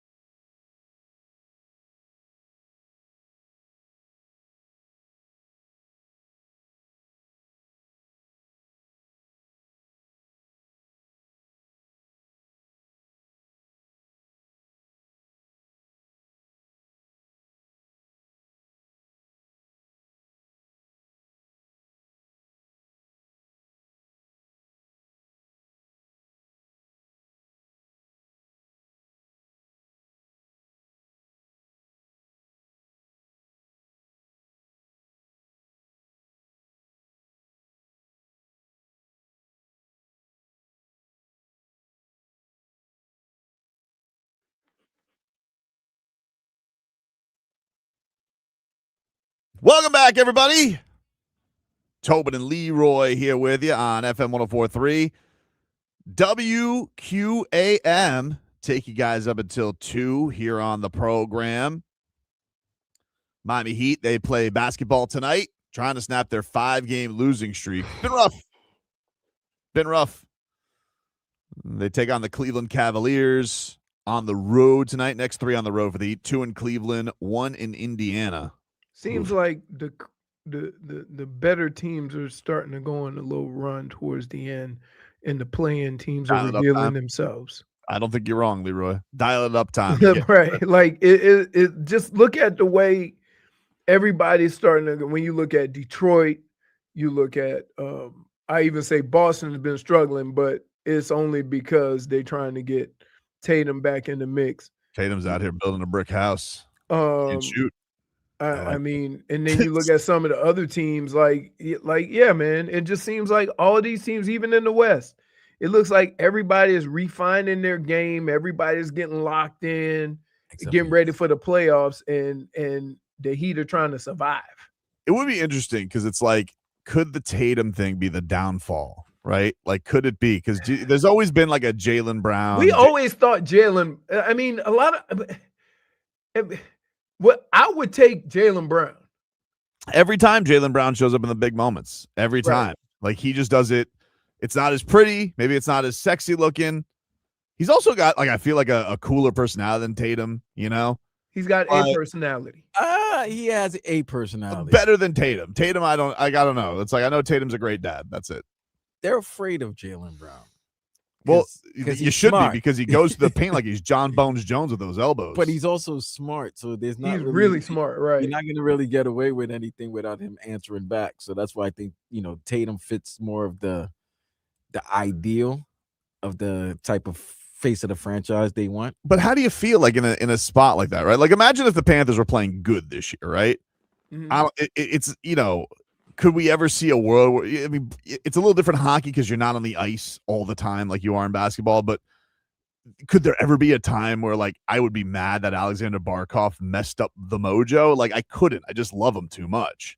And so I would feel like every Celtics fan would have the grace for Jayson Tatum. He tried to do a cool thing. He's coming back from an Achilles in less than a year to help the run, and he doesn't look quite himself. What a shocker. Tobin's going to be Boston. They're going to make an excuse. Oh, what if he had a full season? What if he wasn't hurt? We would definitely win the East. But, you know what's crazy? Or would they have thought, like, because they were playing great before he came back, would they have thought, oh, maybe they could have done it and gotten to the East if like, let's say if they have an early exit and they say the mojo was just messed up. Yeah, but right. But they Tobin, haven't won the title without either one. Tobin, I've said this to you with injuries.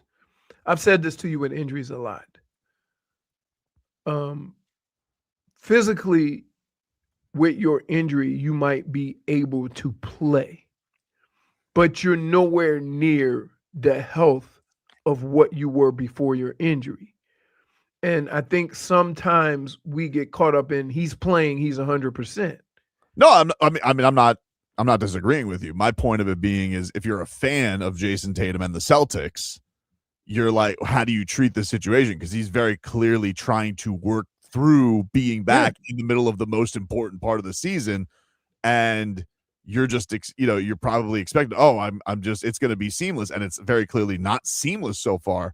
So, but like, so are fans going to be upset with him? Because it's just look at the Heat. Just been on the sidelines. Just look at the Heat. And when Tyler came back and then Norm got hurt and then, it's different on different levels, but they don't have the cachet. Like, Jayson Tatum's the face of the franchise, essentially. Right. You know, I mean, even though every big award Jaylen Brown's gotten when they won.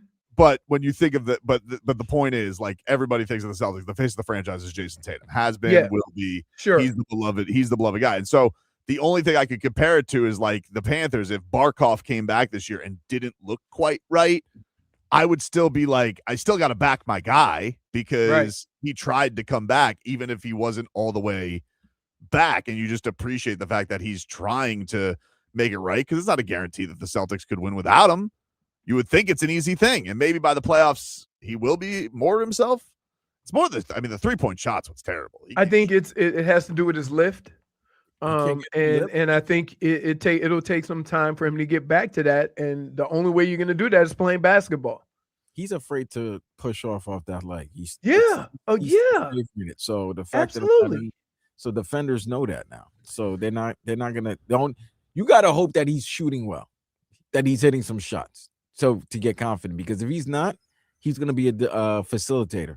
Because I mean, you came back, like the only guy who came back faster from it is Drew Smith, but Drew Smith doesn't have to carry a team offensively, and he plays what 15 minutes, 20 minutes a game. If he plays, when Drew Smith got back, he played 3 minutes for a month. Yeah, right. So it's a crazy thing. Anyway, in the mixed bag, Mark Fletcher yesterday coming back for his senior year. A lot of questions about the Canes changing offensive linemen. A lot of guys going in the draft. Jackson Cantwell yesterday, player of the year. He's making his first practice. Everybody thinks he's going to be a day one starter as a freshman. He's been here early. Fletcher, this is what he had to say on the offensive line. Yeah, no, they're gonna be gangsters again. Get people out the way, finish plays, and like Coach Mario Coach Cristobal, they on them guys 25-8. I can't even say 24/7. Like they don't get no break. Like the play O-line here is dang near like the military. I see like them boys is the hardest workers in the building, earliest here, latest to leave. So it's just a blessing to be a running back behind people who work hard like that. I believe him. I mean, it's just Mario Cristobal just recruiting behemoths.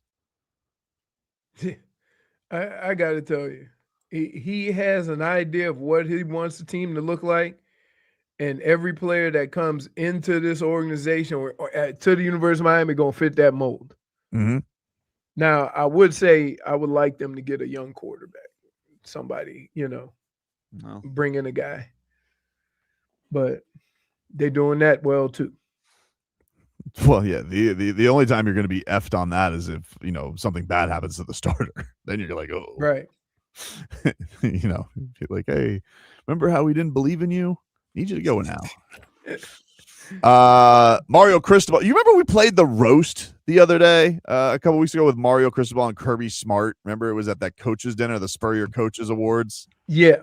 They kind of took some pot shots. I was like, oh, okay. It seems like it's in good fun. Uh-oh. Mario Cristobal, I don't think he was having fun.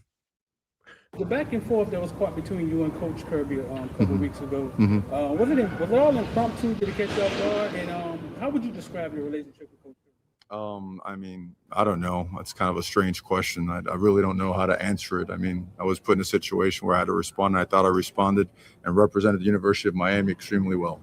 But I could have gone on and on. But the you come. I mean, I don't really have.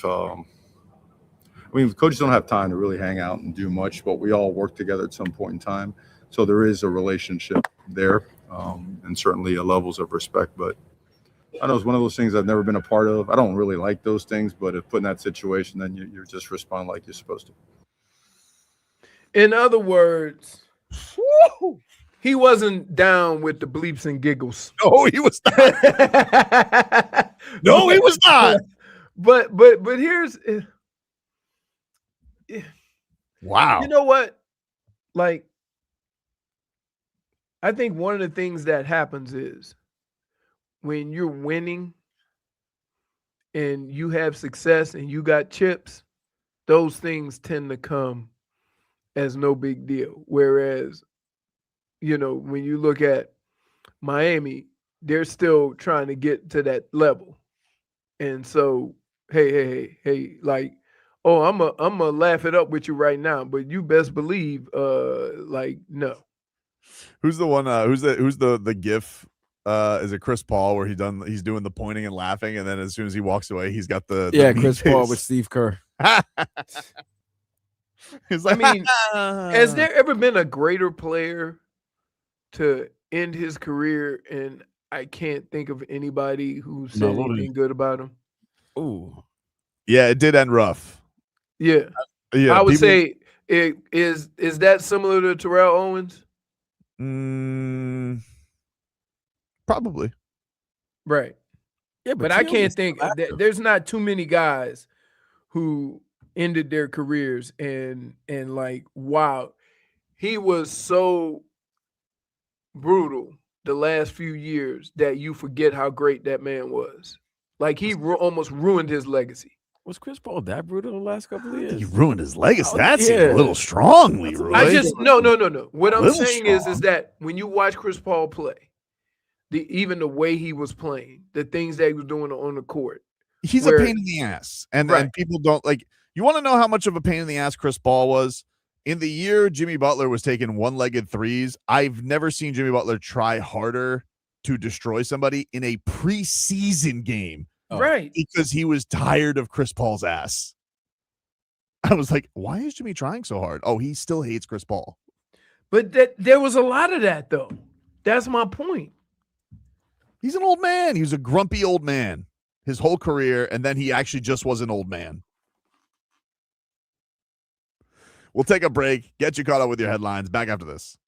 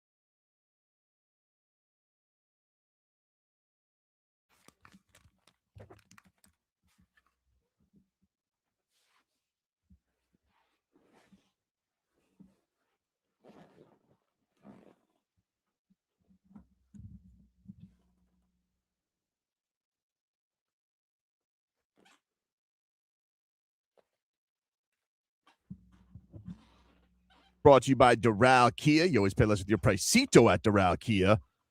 Visit us at Doral Kia or DoralKia.com. Going to talk to the Wolf, Rob Perez, coming up. He's fighting the main event, DBX 6 at James L. Knight Center on April 10th. I'll be on the call for that. Looking forward to it. He's fighting for the interim heavyweight title. And he's taking on Michael Garcia. Are the weight classes the same in all? Yeah, they have kept the same rules as MMA weight classes. So you can only, I think, weigh 265. He's not going to weigh that. No, but I'm saying, so it's MMA and dirty boxing and stuff. And boxing has a different. Boxing, boxing has a ton of weight classes. Yeah. Right. Like when we have Xander in here, Xander's fighting at 154. That's junior middleweight. Middleweight is 160. Super middleweight is 168. They always finagle super junior. So either do junior down or super up. But it's the same. That's basically the in between. Right. So he's a big boy for 155. I don't think he wants to be there much longer, dude. And you know what the word on the street is. I don't know when they're going to announce it. Word is he's fighting Boots. He's fighting Boots Ennis next. Who? Xander. Really? Yep. Because Boots was supposed to fight Virgil Ortiz. Problem with that is Virgil Ortiz is suing Oscar De La Hoya. So that fight, so De La Hoya blocked that fight from happening. And now they're going to go into a big manager-fighter legal battle. So remember, we had him here. He wanted to fight. Who's the guy? He wanted to fight Josh Kelly for the third belt. Josh Kelly doesn't want to fight. Josh Kelly wants to do an England fight. He wants to milk a fight, do it in his hometown. So didn't he say he would go to England? He said he would go to England. He said he would do that. Did he also say he wanted to fight Haney too? Dude, this kid's crazy. This man's amazing. And the word behind the scene is like, everybody's like, are you sure you want to fight Boots Ennis? Because Boots is in his prime. Boots is 27 years old. He's 35-0.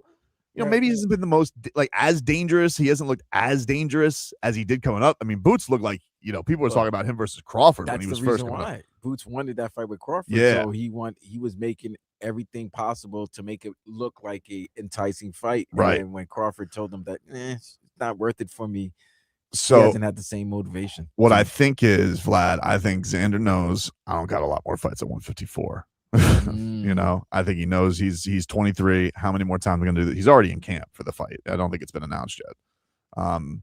But that's the word. That Xander's you pushing. You got to understand. We've seen he's a big boy. Yeah. And like he's a couple of biscuits away from 155 now. Yeah, I mean, we called him out of camp. We called him, like he said, this is the first time I've enjoyed myself. He was. So I don't have any worries about him making weight. No, professional. He was making 147 at one point. Like, it's ridiculous. Right. But the word is that he's going to be fighting Boots Ennis. Boots has been doing some subtweeting, and like people think, yeah, that's why I'm like, this kid's a maniac. Like you're gonna we look at it from Xander's perspective. How would Boots Ennis crowd look at this fight? I think that I think people would say Boots is probably going to be a pretty sizable favorite because they're going to think that he's in his prime. He's taking on a kid biting off too much that he could chew. That he's going to make Xander miss a lot. Kind of like the Canelo when he fought Floyd early on in his career. A little bit. Yeah. But and they're going to look at it as, I get to be a 2-belt champion. That they would sign on this fight immediately. It would be and I mean, they could probably sell at Madison Square Garden with this fight. Like, it's going to be a monster. I don't know where it'll be, but like they can put this fight. This is a legit fight. You think Peter? I don't think Peter was saying this. Like, he goes, "Hey, I'm not guiding him anymore. He's in on this. This is we can't tell the kid no anymore, right?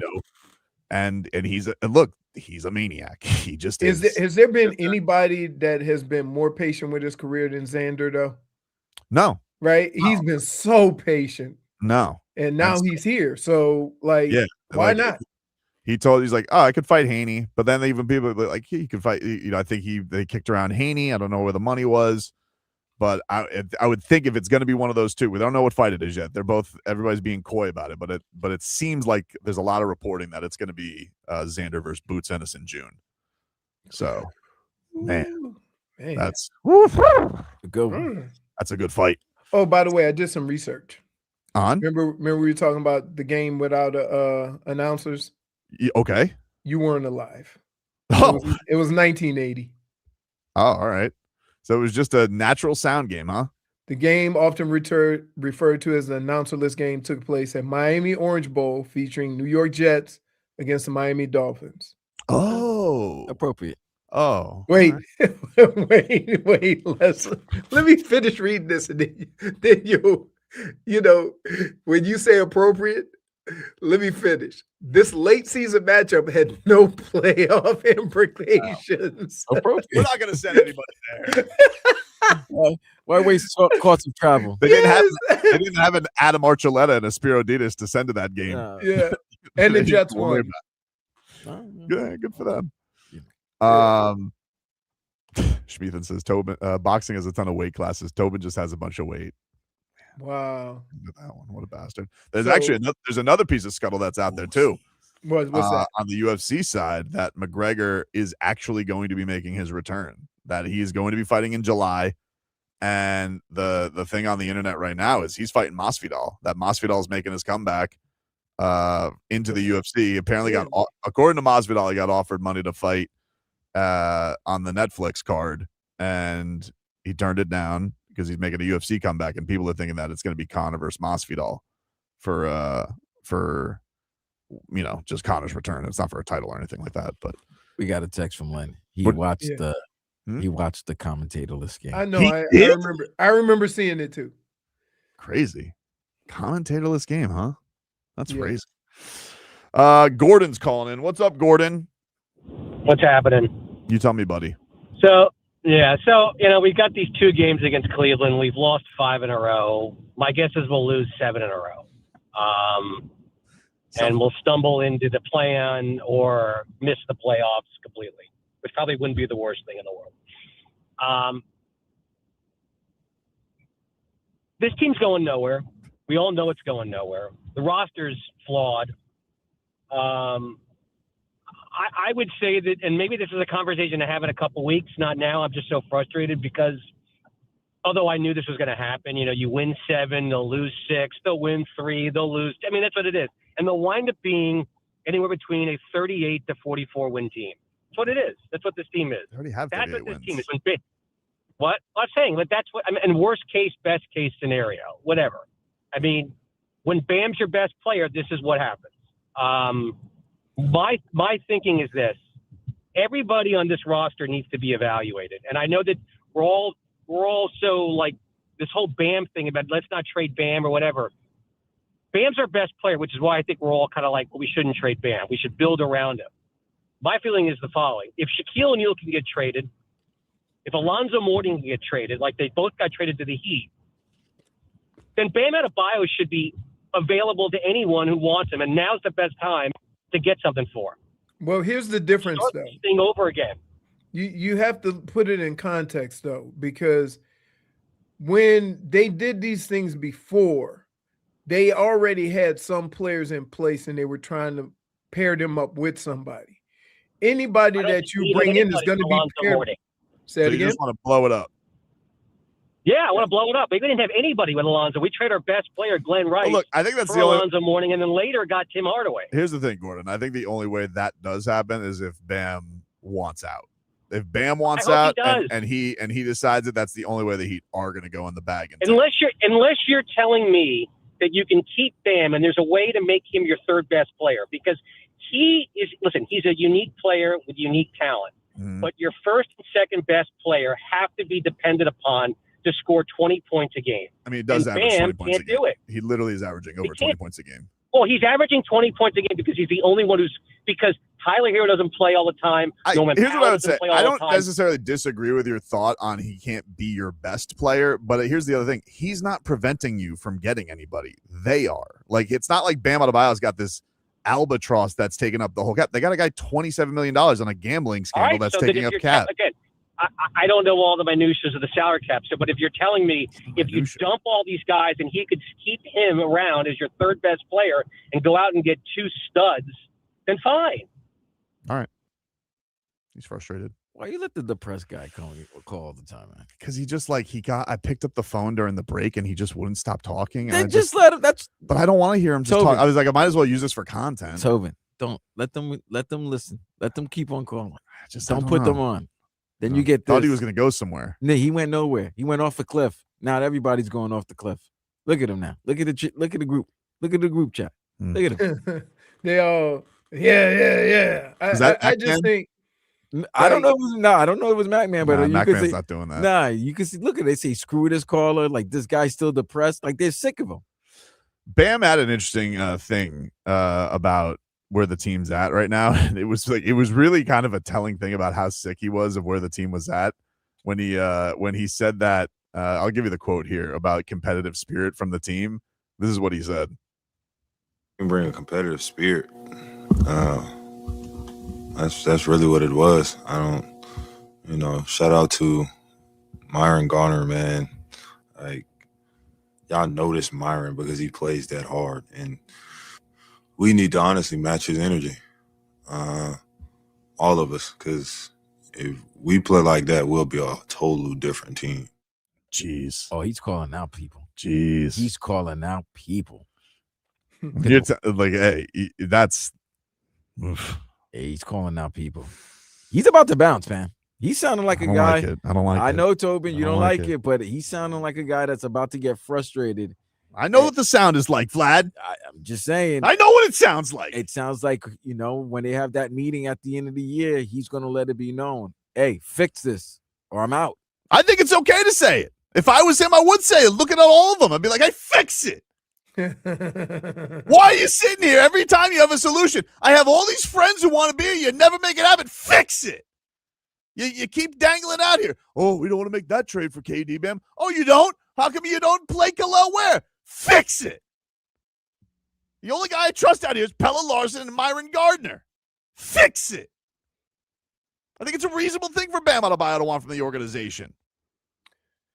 Can I just say this? You can say, oh, he's not the best player. He can't be the best player. Fine, you can say that. I don't disagree. Bam maybe cannot be the best player. But I'll tell you one thing, because I've seen it, he's not a detriment to you in the playoffs. He is not. He is a playoff player. It's very obvious that he is. He's not holding the team back. That you can look up and down the roster. You cannot say he's holding the team back because he's not Victor Wembanyama. He's not 7'8". It's ridiculous. What's holding the organization back? I don't know. Not being able to coach 11 people. What's holding the organization back? I don't know. Not pulling off a meaningful trade for half a decade. But you're going to talk about Bam holding back the organization? What are we talking about here? You guys done everything you've asked, even with all the flaws in the organization. Be more aggressive. Okay, he's been more aggressive. Put up 83 points, a 30-20. Everybody's sitting here at the end of the Houston game. La-di-da-di-da, rebound. Oh, tip in. Damn it. They could do that? What could you possibly have to say about this guy and this season that he's given you when you got the Olay twins out there, people playing for contracts, not staying healthy? The coach has 3 seconds of patience for anybody who is under 25 years old. What the hell could you possibly have to say about Bam? And he's sitting here saying, Myron Gardner, who was on a 2-way to start the season, we all need to play like him. Right. You guys should all look at yourselves in the mirror and be disgusted that he has to even bring that up. Yeah, I'm terrified he's going to leave, Vlad. I'm terrified. I'm going to be honest with you. Why would you want to stick around here? You're 29 years old.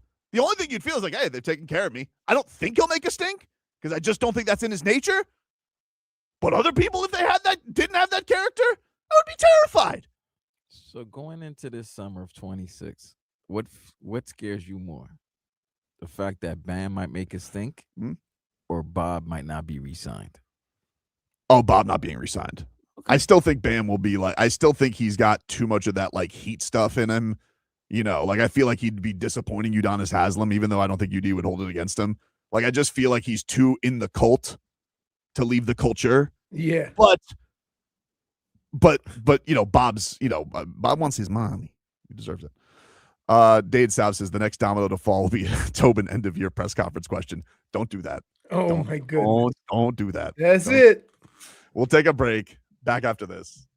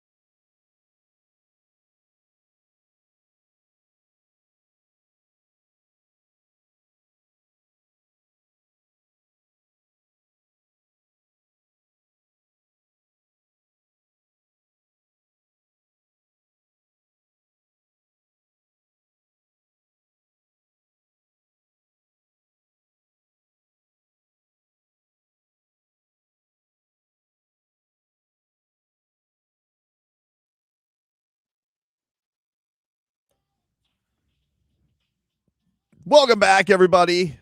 Tobin and Leroy here with you on FM 104.3 WQAM. Oh, hello, Jennifer. Hello, Jennifer. Hello, How was guys. the Panthers game last night? It was a roller coaster of emotions, really. Take us through the roller coaster. Say that one more time. I said, take us through the roller coaster. What? Take us through through the roller coaster. They want to know how was the game? No. I'm sorry. No, because this they had a glitch and it froze for a second. I apologize. Oh, I'm sorry then. You know what that means. You got my buttons there, Vlad? -1 for technological snafu. That's not my fault. I can't control that. For technological snafu. Okay. Well, the game was great. Okay. I obviously had to go because Seattle was playing. So I went, I saw Montour, and when we ended up going into overtime, like my headache was just at peak. What flavor lollipop? Leroy's drinking lollipop. What flavor? Cola. No. I thought you said lollipop. I thought you said lollipop too. I did say lollipop, but then I corrected myself. I wasn't gonna ask what flavor. Got me in trouble last time. Oh, okay. Does that one even taste good? You know what? It's amazing that Tobin is quick to analyze a situation and know if it's a go, no-go zone. Yep. He's like, nope. Did you get the Goosies for Paul Maurice's montage? I actually wasn't able to see that. What? No. Why not? Because I was. Did they do it too early? I mean, I got inside like at 7:10, maybe. So what do they play? Like first break? When do they play? Like I was like walking in or whatever, and then they stopped me outside from my bag, which is a bag I take everywhere, and the guy just didn't know that I was allowed to go in with the bag. So I had a couple issues getting in. You almost got thrown in Panthers jail? No, I mean, I was wearing the smallest fanny that I take Sounds everywhere. like you almost resorted to thuggery. Sound like you're about to kill a bird. Yeah, like what do you mean? Like, don't you know who I am? I bring this bag everywhere.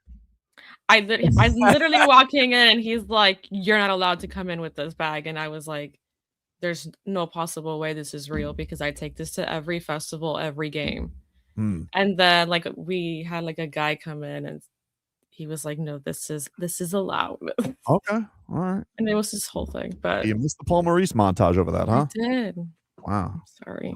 That's tough. Well, I wanted to see because it sounded like it was Goosies. It sounded like everybody loved it. Somebody call her Lately Gaga. Lady Gaga. Okay, Cake Eater 305. Oh man. Crazy. Duck Jones Jr. says, Tobin, how do you actually feel about the Heat roster? You're contradicting yourself. Do you want to blow it up, tank, or do you want to supplement the roster? I'd ideally like to supplement the roster. I don't think the point of tanking a team at Bam's age makes a whole lot of sense. If he asks out, then yeah, obviously it's time to set the grenade to the thing. If they end up losing in the play-in and they end up in this lottery, like it's not gonna be the worst thing in the world. Do I want to go through a season of it? No. Like if they pull a Mavericks, then I don't want Spo to have young players though. I don't know what to tell you. Like he's not going anywhere. So no, I know. I'm just saying that. I mean, we looked at this year with all the young players in Bam, and a couple of guys who have been around but are still young. Right. As like this is an opportunity for them all to grow together, right? And maybe build something. But with the injuries and just not being able to get any consistency, now they haven't been able to identify either one, what the roles are going to be, or two, who are going to be your major contributors. Well, I think in fairness, I don't think that anybody's really proved themselves as a major contributor. Like I think other than Pella, who is youngish because he's a 4-year player, right. But I don't think anybody else has really got. I mean, he has played Yaka Jonas. That's one thing I can give him credit for. Like he has not He's been giving him minutes even over his beloved Drew Smith. He's been having Kaz out there getting some minutes, and I think that's because they really like him. I think they think the kid works his ass off, and I think they probably think that if they do move on next year from both shooting guards, I think they are going to probably start Kaz. I think that's probably the way it seems like it's leaning. But no, I would like them to try and find something. What that piece is, I don't know, because they haven't one. I don't know who's going to be available. Giannis is doing the whole thing where he's like, he's going to the players union now, being like, I told you I didn't want to tank. What a theatrics that is between the Bucks and Giannis. I mean, get the two of them. They also need a real Housewives reunion to hash out their stuff.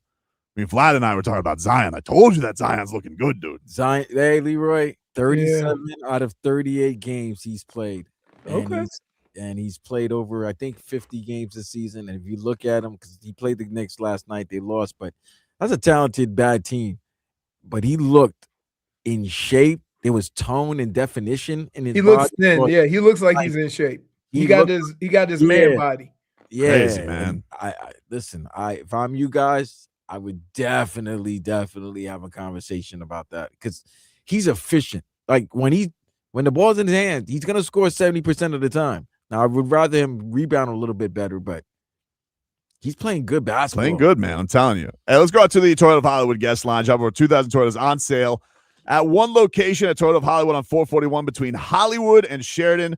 And ToyotaofHollywood.com. Dirty Boxing Championship DBX 6 is coming to the James L. Knight Center on April 10th. And this man right here is going to be fighting for the interim heavyweight title against Michael Garcia. It is the Wolf, Rob Perez, joining us here on the show. Wolf, what's going on, man? Oh, what's up, everybody? I hope everybody blessed today. We are, man. Well, we're more blessed that you're here now, buddy. How's camp going? Camp's going great, man.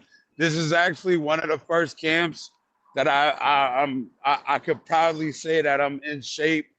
I got my gut sticking out of my DBX shorts. Fucking, excuse me. There we go. Freaking, jiggling around. I'm at weight where I need to be. I feel good. I'm good mentally, spiritually, physically. No injuries. So, I'm feeling great. Can't complain. I wanted to ask you about the injuries because, you were supposed to fight for the belt a little while back and you got hurt in the lead up to it. How hard was that? Back in August, man, that was I wouldn't even say a slice, but that was a whole humble pie I had to eat by myself. I never been in that situation. I've never even had to pull out of a fight, There's been fights in my boxing pro career where I fought with COVID, I fought with pneumonia. Once that contract signed, I'm not backing out. And even for that Rosenstrike fight was very hard for me to hit them back and be like, yo, I can't do it. So it was a humbling experience. It was a learning curve. What doesn't kill you makes you stronger. And I'm just, by the grace of God, I'm just glad to be 100% healed and be back like I never left.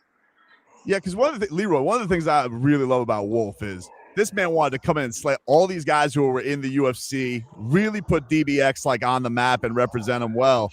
And so I remember what happened in the aftermath of that fight with Rosenstrike.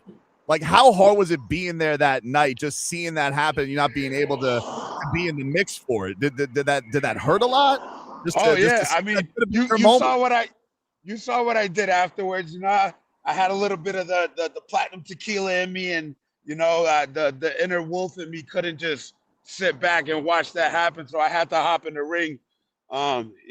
They kicked me out. Thank God they did, because I would have made a fool of myself. But it was definitely hard to see Rosenstrike get that belt, especially when it was nothing against Cleveland, but an opponent that wasn't worthy for the belt at the time, in my book. So I didn't think. Go ahead. No, I was just gonna say. So this matchup in particular, Michael's got a couple of fights. He's looked good as well. What do you make of it? Do you feel like him? No, don't give him that credit, man. He only beat Victor because Victor was gas. Man, how you hit somebody with 13 clean elbows and they're just standing there, not against Victor because I'm cool. Me and Victor are cool peoples, and I'm not trying to throw shade, but I'm breaking it down from an analytic standpoint. And Victor was standing there. Victor had no head movement, and the fact that you hit somebody with 13 elbows and you still can't put him down, that's sad. But yeah, of course you're gonna bleed. Like, that's just inevitable. But the fact that you can't knock somebody out, like, just standing in front of you like that is wild to me. And even the Levi fight, Levi comes from a boxing background as well. And, and I don't even really think he deserved the win in that one. They should have definitely went the fourth round. But to give it to him right off the rip, I don't, and he's delusional right now. He really thinks he deserves this shot, that this is his time. No, the only reason you get in this fight is because nobody else in DBX got a positive record or an undefeated record. So it wouldn't make sense to have an interim belt with the Wolf and, Brock Lesnar, or, or Rampage Jackson, or whoever it would be in the place. It made sense to keep it in-house, and he's the next victim. And he just doesn't realize that I'm going to do to him way worse than I did to the last three, because one, I'm coming off that injury. So, I got to make a statement and show everybody that I'm back and I'm running stuff. And, and Rosenstrike better be watching, because he next. We got the Rob the Wolf Perez joining us here. He's fighting in the main event for the interim heavyweight championship again on April 10th at the James L. Knight Center. Dirty Boxing Championship. King Center. It's the Knight Center, dude. It is? Yeah, dude. You're not gonna. I've been promoting James L. King Center this whole. Oh my God. Hey. That's why I don't get paid to do that. I just get paid to fight. You know what I mean? Well, listen, dude. First of all, you're an excellent promoter. You are an excellent promoter. Thank you. That is one of the things that as a Miami guy, I do know the James L. Knight Center very well. I mean, with the Canes used to play basketball there back in the day. It's going to be a great atmosphere. It's going to be fantastic.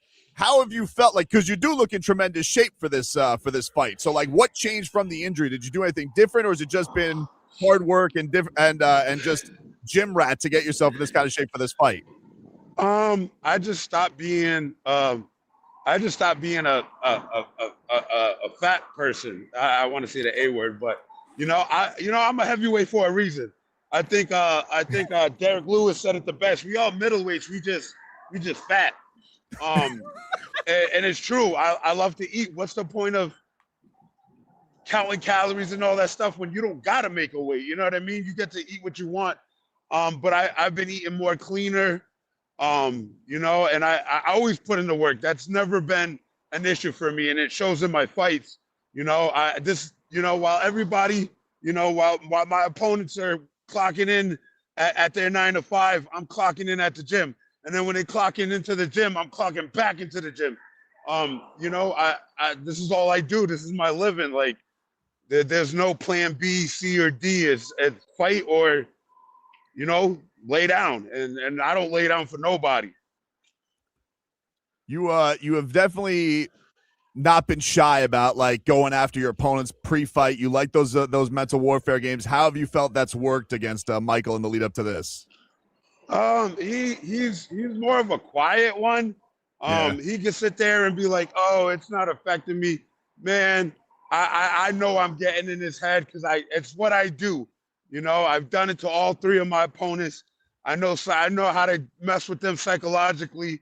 I know I'm hurting his pride, because if that was the case, he would not be entering back. He would not be posting his little shots, or, like I said, he just did an interview with this young kid. And he was talking about, he's underestimating me, talking about, I sound like the lady from Monsters Inc.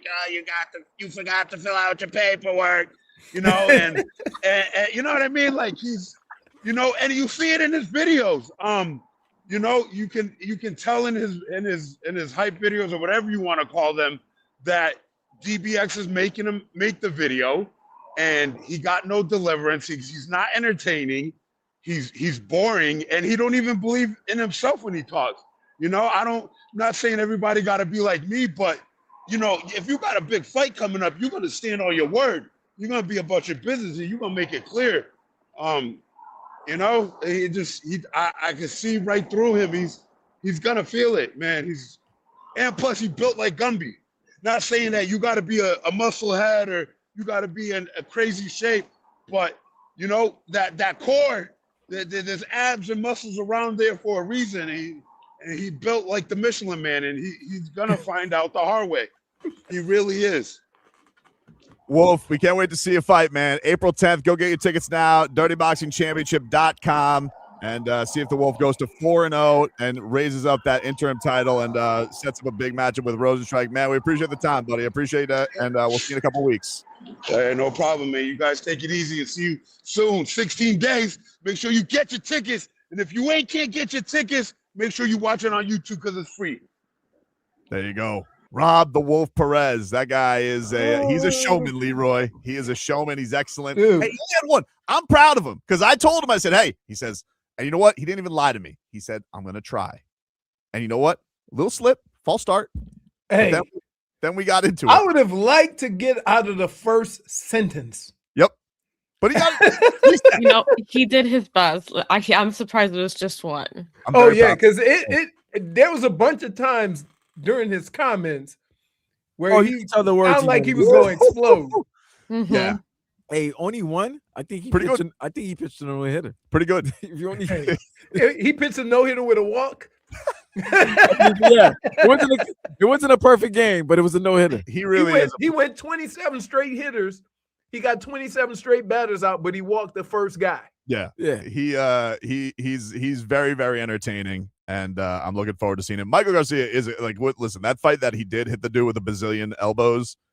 I just think that Cardozo is a crazy man. I don't think anybody can knock knock the senses into him. But I can't wait for this fight. Can't wait for the card. And looking Does he have a forward to it. chance?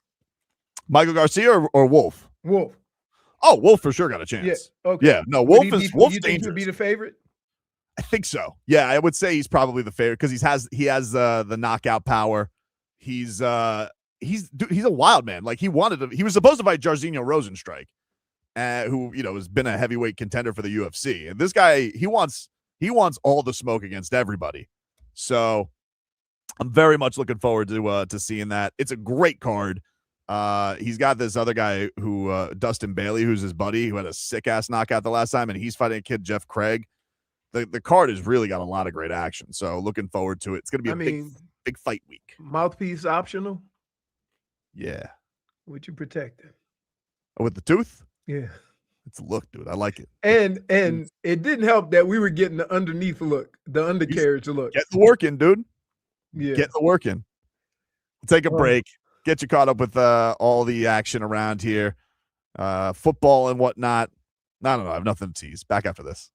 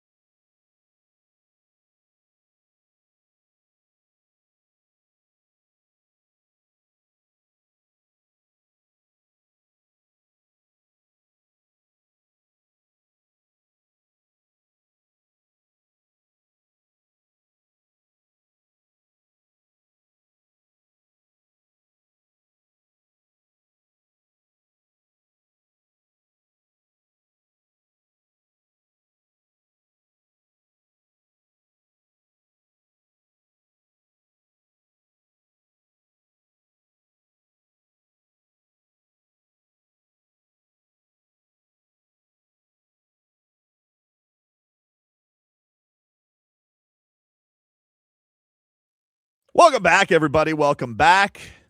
Leroy, can we get another weather update from the Windowplex, brought to us by our friends over at Tornado Roofing and Contracting, helping keep your home and family safe when the storm rolls in. Visit tornadoroofing.com for your free roof and window estimate.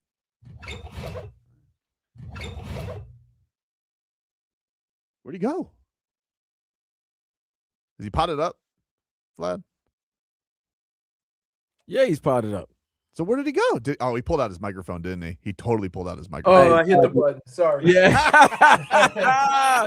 Oh my God! Technology. Give it to him. No, by the way, Technological moving the snafu. mic, I accidentally hit the button. That's not. Yeah, great story. For technological snafu. All right.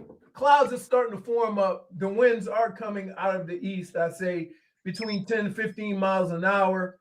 And right now it says a pleasant 83 degrees, but it's still a lovely Florida day. All right. How did he do, Vlad? Is he still rocking it with the golf knowledge? Yeah, he hit the nail right on the head. It is 83 degrees. Wind gusts are up to 11 miles per hour. It feels like it's 85, so it's actually warmer than the actual temperature. Goodness. You guys see the story in the New York Post about the squirrels getting high as a kite, Yogi? What on what? Weed or no? There's squirrels apparently going all over the place, and they're vaping because they like the fruity taste, the aromas. You sure that's a squirrel? do you think Mike Daniel on the Buffalo Bills sideline drawing up a play, or in Green Bay? The squirrels out there going. What would Socrates say to that? He said, Petey, let me hit that. Puff, puff, pass. This is Do crazy. you think anything actually comes out of there? I don't know. Chippendale of puffin? That's crazy. That's crazy. And like what a great form he has to even hold it up Oh, properly. he looks like a notorious vapor. Oh, dude. Like, what is going on today, man? These squirrels Not are his going first up. rodeo. Apparently not. He's sitting there going, So I'm high as a kite, Yogi. You know, if he has the munchies, he's going after peanuts. Oh, of course. Mr. Planters has no chance. Like, what the hell is going on here? This squirrel is like full blown, got it right between the paws, and is hitting that thing. That's crazy. Look at that. The look in his eye, too. He's like, don't you dare take this away from me. He's got problems. I mean, his eyes on the side of his head. It's not like he turned to look. No, he's giving the side eye. I know one when I see one. Are they like, are the squirrels running like that in New York? Are they running rampant like that? I thought it was a rat city.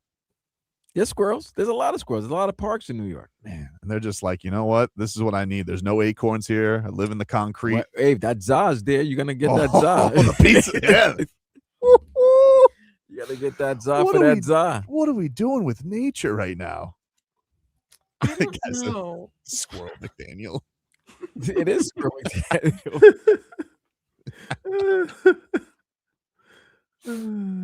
He even I'm holding happy and it. I'm sad. He's even holding and looking at the puffing and looking the way McDaniel was doing on the sideline with the.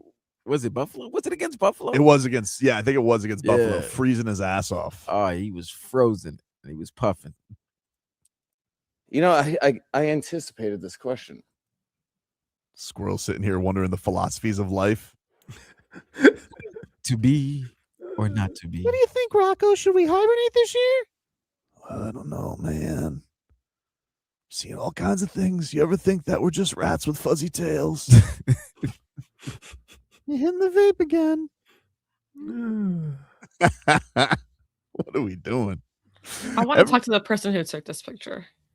I don't think, like, if you didn't have video evidence, one, I would think it's AI, and two, I would think, no, you obviously have hit the vape too hard because there's no way you're seeing the squirrels get high. You're right. We got vaping squirrels. We got cocaine bears. Like, what's going on? What's next? I was just reading. There was a story. They said that in the Bahamas, a bunch of sharks are testing positive for cocaine, painkillers, and caffeine. I assume from smuggling. Yeah, I can understand the cocaine from smuggling.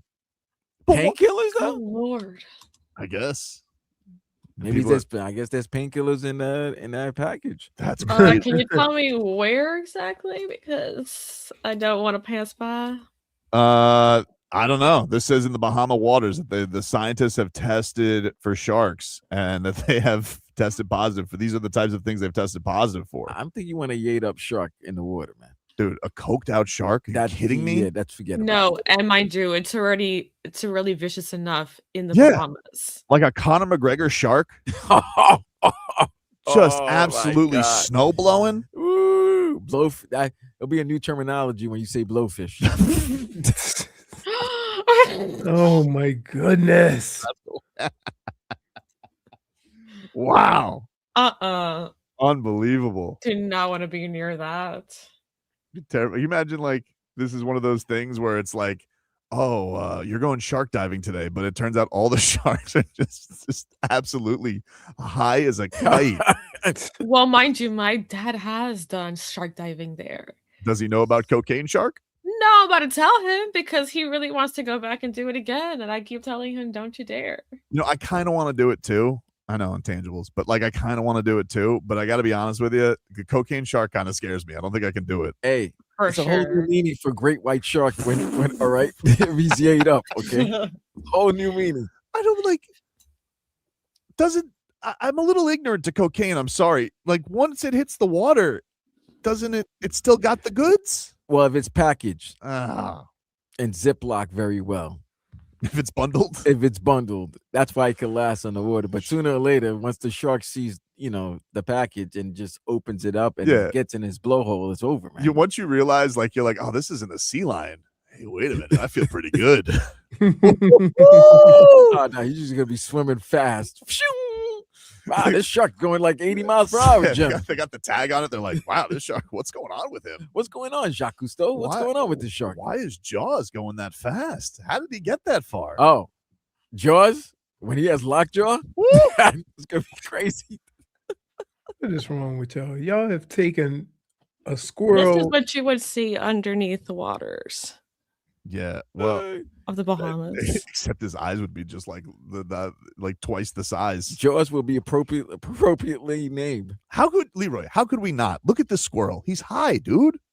Yeah, he's high. He's red. You can see his eyes. Look, he even tilted to the side. Yeah, that's that paranoid smoke. Yeah.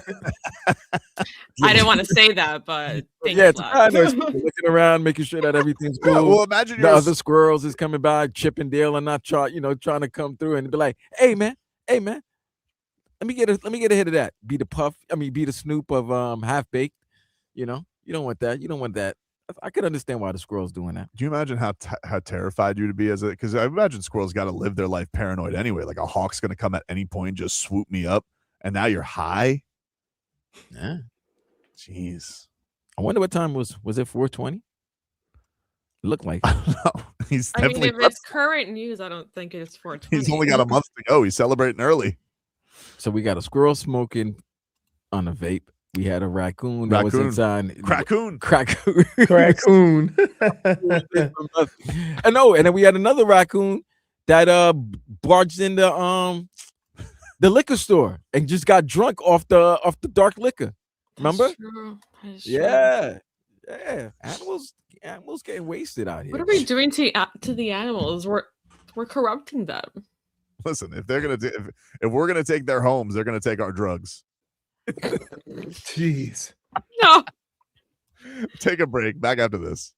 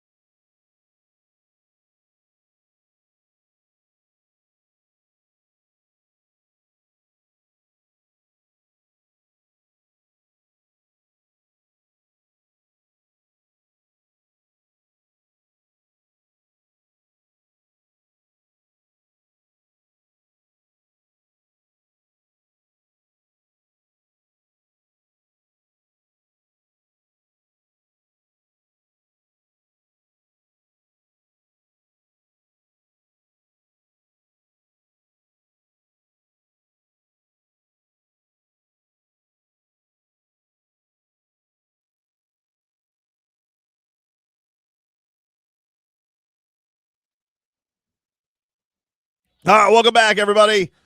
Tobin and Leroy here with you on FM 104.3 WQAM. Play a little Rats Off a Ship later on this hour. Rats Off a Ship. Well, let's get to our headlines in this final hour of the program. They are brought to you by Doral Kia. You always pay less with your Pricito at Doral Kia. Visit us at Doral Kia or DoralKia.com. The Heat take on the Cavaliers tonight. 7:30 is your tip-off from, what the hell do they call that building? The Rocket Mortgage Center? Is that what it's called? Yeah, I believe so. Yeah. It's still Rocket Mortgage? Yeah, because it might have changed.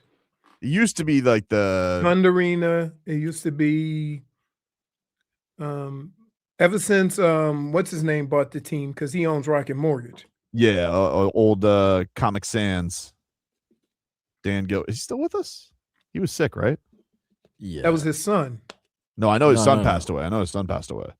But his son, I know his son dealt with a lot of health problems throughout his life. But I think didn't Dan Gilbert like recently have some pretty serious ailments? Thought he did. He's still alive. All right, still with us. Yeah. Still making emails? He's 64. 64 is still making $1 billion. He's worth $23.4 billion. That's a lot of cheddar. Oof. Looks like Mike Malone. You know what he did? He rebuilt part of Detroit, right? Detroit, yeah. Yeah, he's What he suffered was a stroke, you were saying. Did he? Okay. I apologize. I didn't mean to. In 2019. Didn't mean to early. I thought it was more recent than that. I thought that there was 2019, left side of his face had paralysis. All right. My mistake. I thought that it was something more recent with him. I'm trying to see if this is real right now because I can't always believe the internet, but I'm gonna believe the internet. There's a mistake that appears to have happened in the Philippines. Has nothing to do with Manny Pacquiao. So Bam Adebayo, the 83 points, obviously one of the highlights of the season, one of the highlights of his career. And it appears, people are trying to still give him some props. Some people are being bastards about it. I'm sorry. I'm distracted by Schmeathan. Stop killing people, chunks. Jeez. Just uncouth. I mean, it's really just, it's not.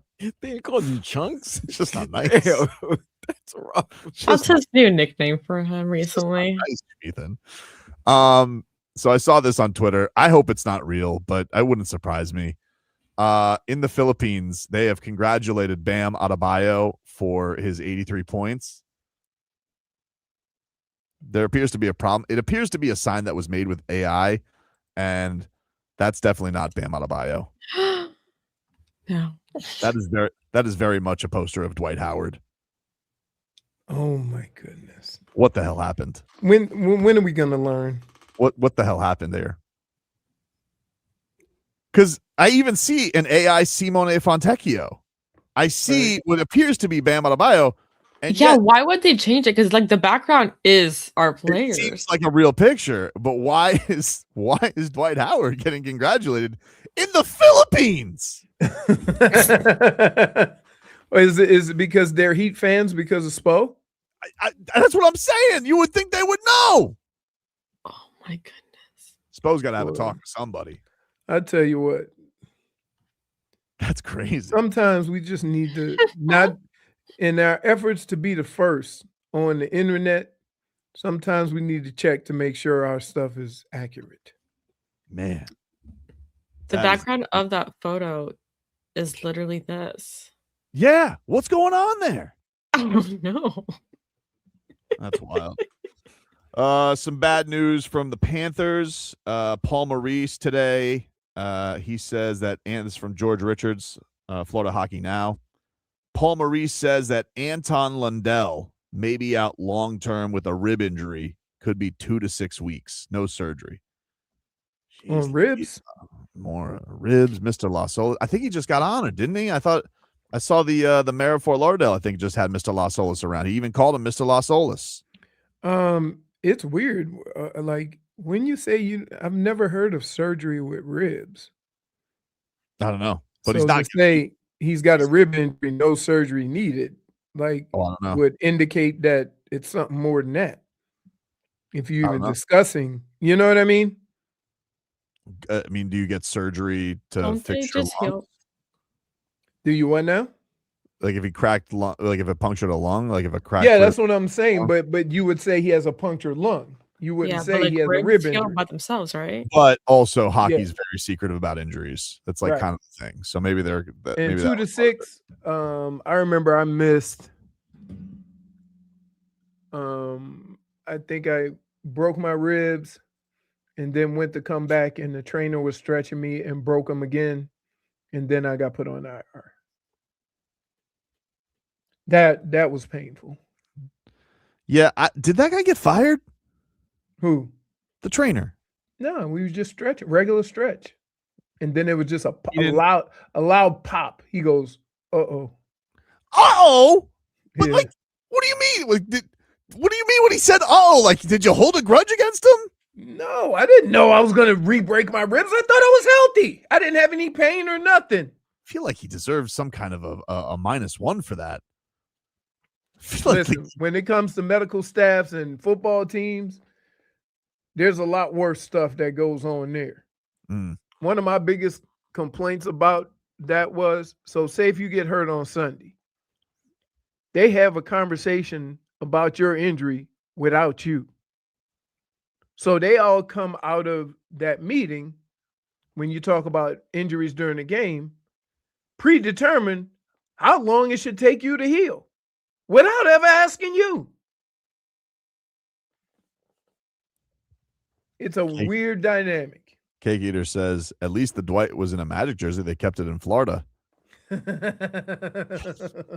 crazy, dude. How do you mess that up? Yeah. Pretty wild thing there with getting congratulated in the Philippines. That is insane. Anyway, we'll take a break, get you caught up with the happenings, give you some more updates on the Heat as we get closer to this game. We got Rats Off a Ship coming up later on this hour. We're back after this.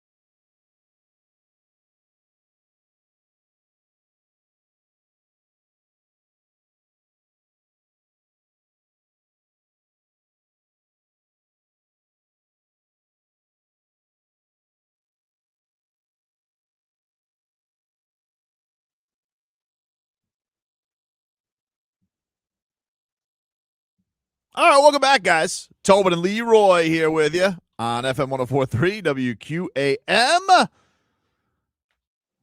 MLB season gets going tonight. Baseball is back. It's opening night live on Netflix tonight. Aaron Judge and the New York Yankees clash with Rafael Devers and the San Francisco Giants. MLB opening night. Yankees, Giants live on Netflix tonight at 8 o'clock Eastern, 5 p.m. Pacific.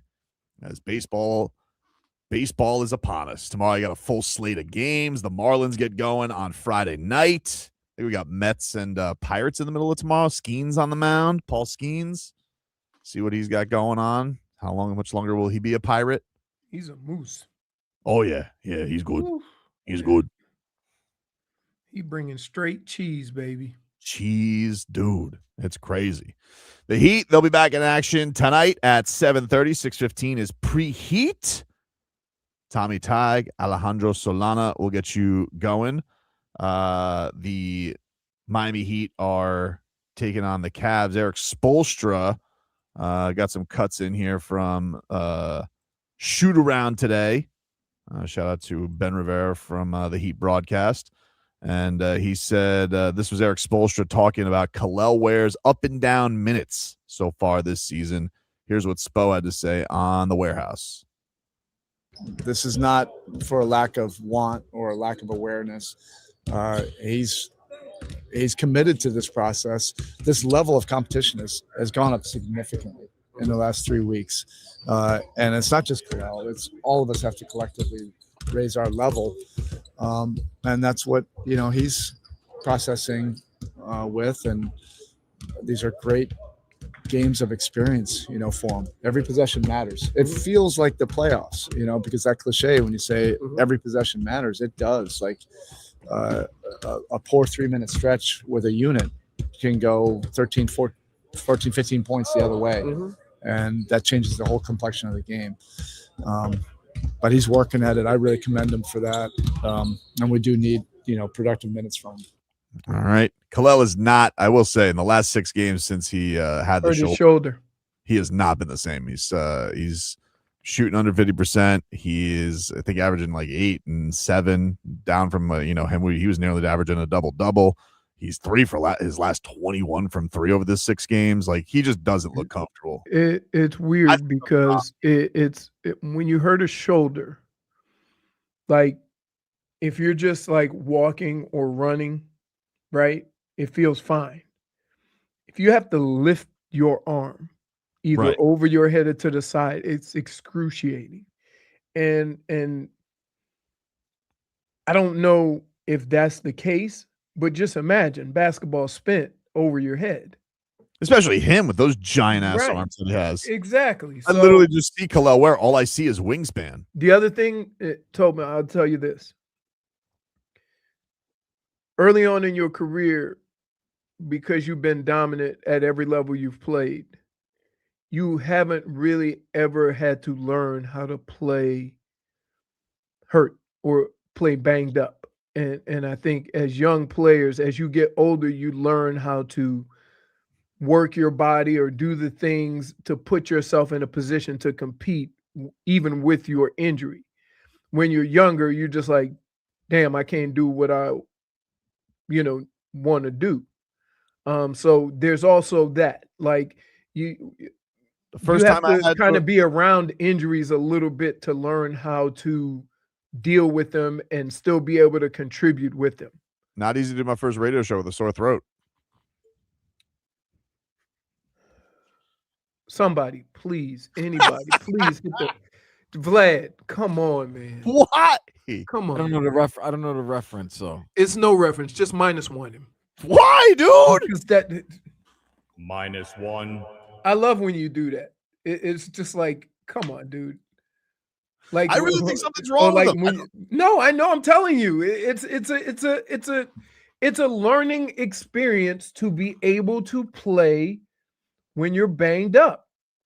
You know what I mean? The first thing you want to hear is, okay, it's nothing serious, and then they say that thing to you that makes you determine whether you're a man or a mouse, and that is, You're not going to make it worse. It's how much you can tolerate. Right? Oh, I thought the sentence was going to be there's a difference between being hurt and injured. No, you already know that. When they said it's nothing serious, they've already determined that you're just banged up. You ain't hurt. Erik Spoelstra, this is what he had to say on how the Heat need to end their losing streak.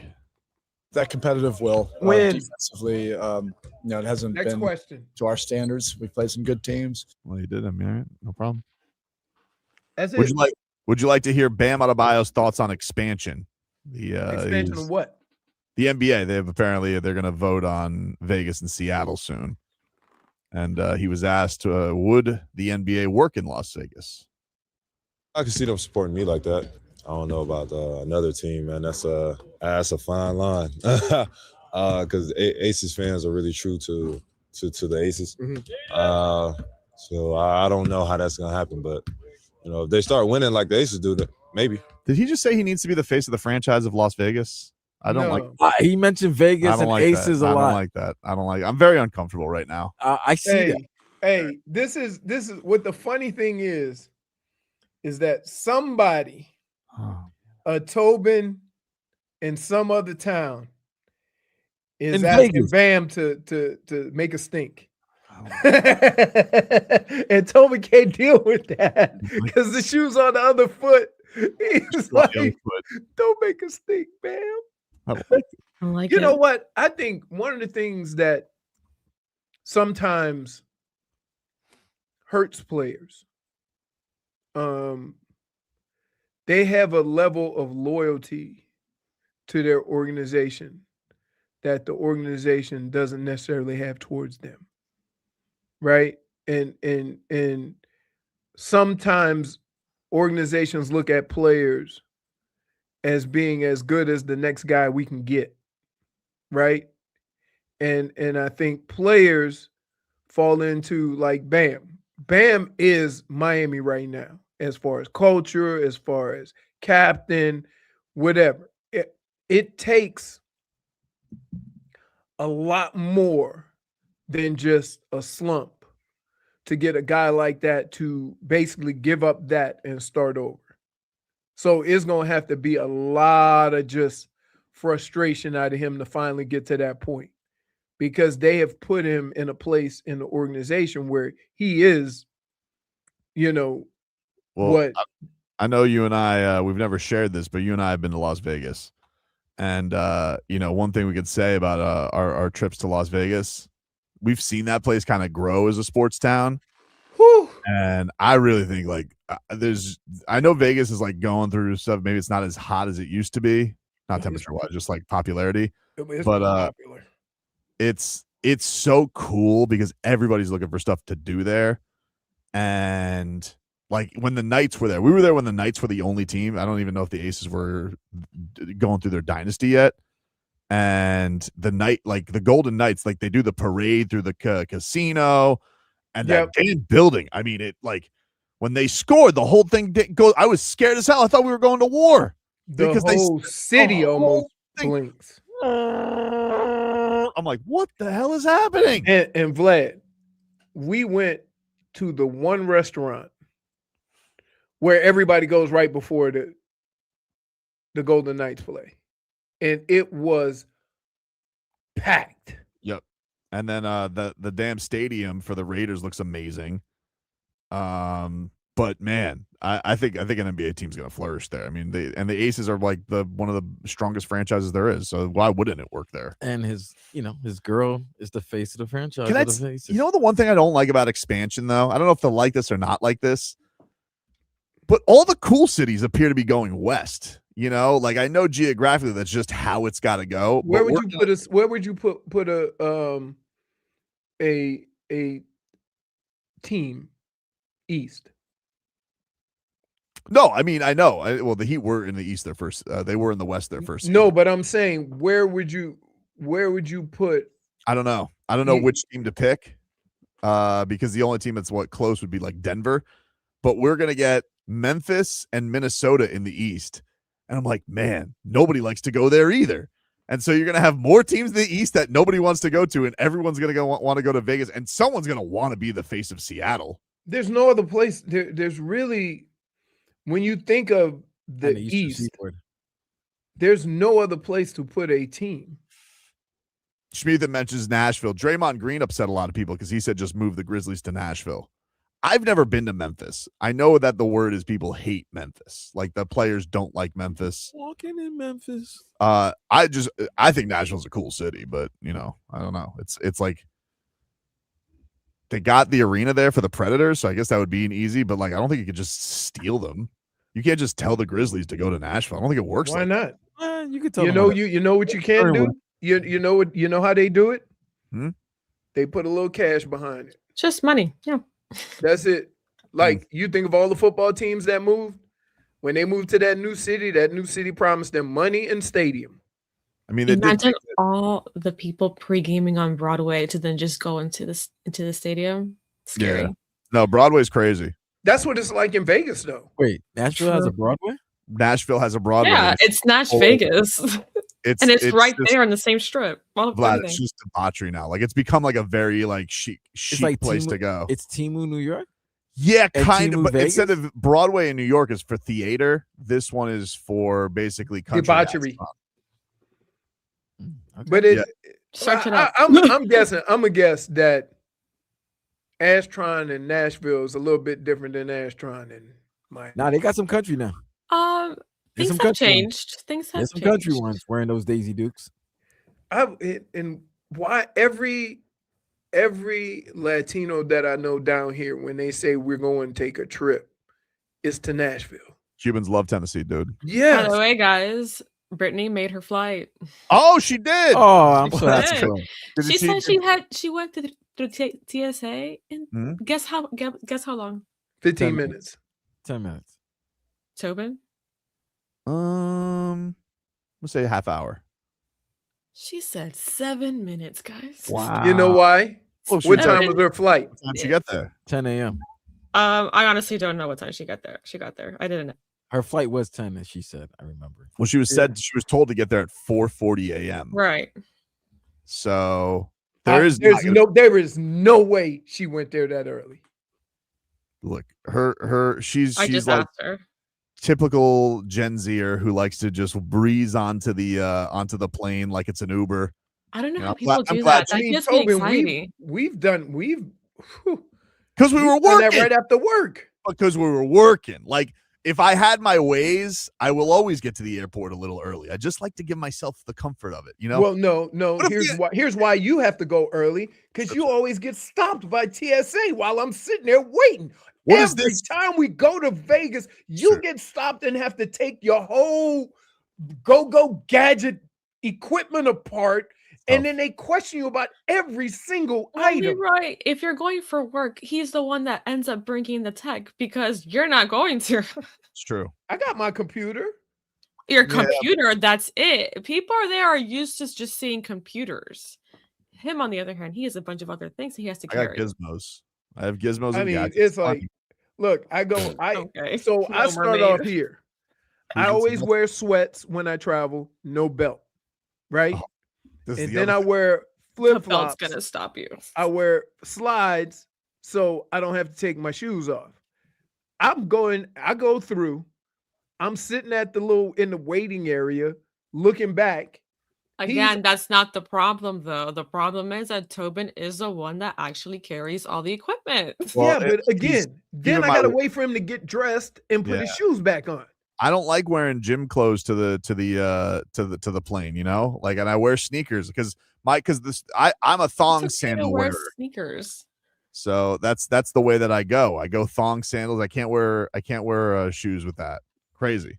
Don't do Thong that at sandals. the airport. Yeah, no, you need to cover your feet. You can't have just the Definitely nasty cover your out. feet. Yeah. We'll take a break.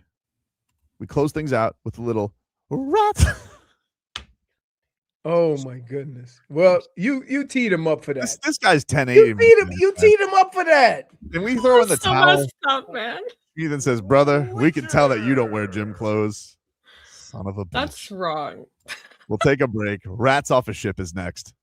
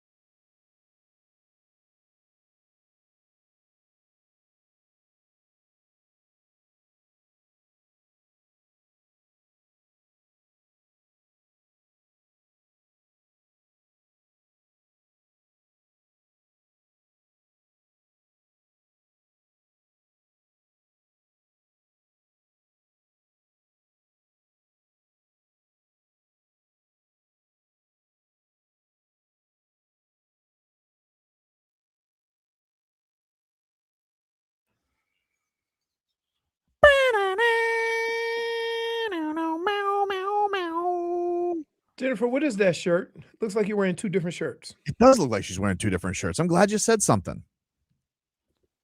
It's basically two shirts put together down the middle. But what is it? Metallica and Slayer. Which one do you like better? Next question. What do you mean, dude? You got to answer the question. Metallica, They're right? both I feel like they're just different. Oh my goodness. You know what, dude? Whatever. I don't like comparing music. Oh my goodness. If you were stuck on an island and you could only listen to Listen. one for the rest of your life, who you listen to, Metallica or Slayer? Why do we have to do questions like that? Just answer the damn question. Answer the question. Fine. Metallica. Of course. Even I knew that. Gamers. You know, what are we Oh talking my goodness. What you like? Like, there's a that's reason some why the old two Mike shirts are Mc- put together. That's some old Mike McDaniel BS you just did right there. Honestly, Crazy. when people ask me like what I'm are happy usually and my upset. favorite bands and stuff like that, like I don't I- really like we didn't answering ask you because what they're your all favorite very band different. was. You just did between two bands. All Two I bands. That's it. Two bands. Exactly. Two bands that you're wearing. Who's the headliner? I already answered. Metallica. No, but I'm saying Metallica was the Slayer opened for Metallica. Of course they did. What are you talking about? Slayer? It's always going to be Metallica. What's Metallica wrong with This you was guys? not a concert. Oh, it's not? Oh. It's just a random shirt. You just put two shirts together? I bought it like this. It was really cool and I liked it. It might have been a concert that both. There probably had to be a concert. Yeah, it they was did probably. together. It was probably Rockville. They had to perform Let in me look at Rockville. Had to be. What do we got today for Rats Off a Ship, Jennifer? That shirt. Thank you. I mean, yeah. First up, we have the Dodgers winning the World Series. A third time. Odds are at plus 230. Wow. By the way, Metallica and Slayer famously toured together as part of the Big Four of American thrash metal. Really? With Megadeth and Anthrax during the 2010-2011 year. Wow, how about that? Wow, when I graduated high school. Look at There that. you go. You sure? I'm surprised. I'm surprised you didn't go to that show. I gotta be honest with you. It's a Did relic. you, did you wear I black was in lipstick high back then? school. No, Yeah, I've but- never worn black lipstick, Leroy. I picture that in high school. That's like when the first concert happened. Like you probably like snuck into one of those rock. My first concert when I was in high school was a road show at Revolution Live. Slaughter to With- Prevail. Punk bands, no. Birds on the feather.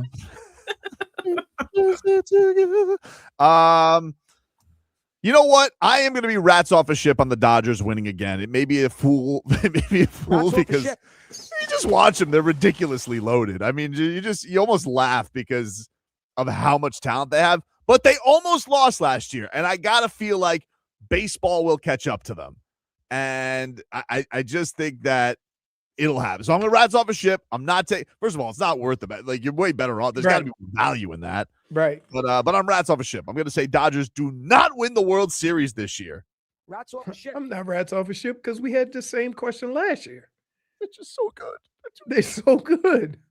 And I want to see Shohei Ohtani as long as baseball season lasts. Oh, he's good. So if it means that they get to the finals, I want to see him.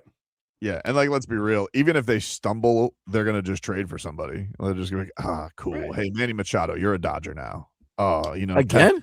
Tatis, bring it in here. Who else? It's like, oh, Cal Raleigh. Andy.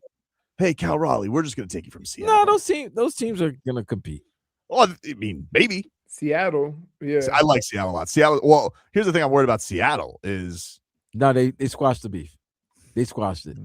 They squashed it. That's what they say. That's what they did. They squashed it in spring training. Oh, with the handshake? Yeah, with it being a handshake and jerk to Randy Rosarena. They squashed their beef, man. I mean, I was really disappointed. It was ridiculous anyway. It was That was poor sportsmanship. It really was. It was poor sportsmanship. Have some I grace. mean, I even dapped up a guy I played college with. He was on the other team. Yeah. He was a Buckeye. No. No. No, I'm talking about we played together in college and then we played against each other in the NFL. Oh, okay. Where are your rats, Jennifer? Well, I should also add that up next was the Yankees at plus 1,000 and the Marlins at plus 20,000. Oh, so you say if I lay $100, I can win 20 smackaroos on the Marlins? Yeah, dude. Hey, man, why not? I've wasted $100 on worse stuff before. Yeah, true. I'm also rats off a ship. We should move on from this. They're too good. I don't know if we can. Dude, that Mookie I know. Betts is annoying because Mookie's like, oh, where do you need me to play this year, guys? You want me to do?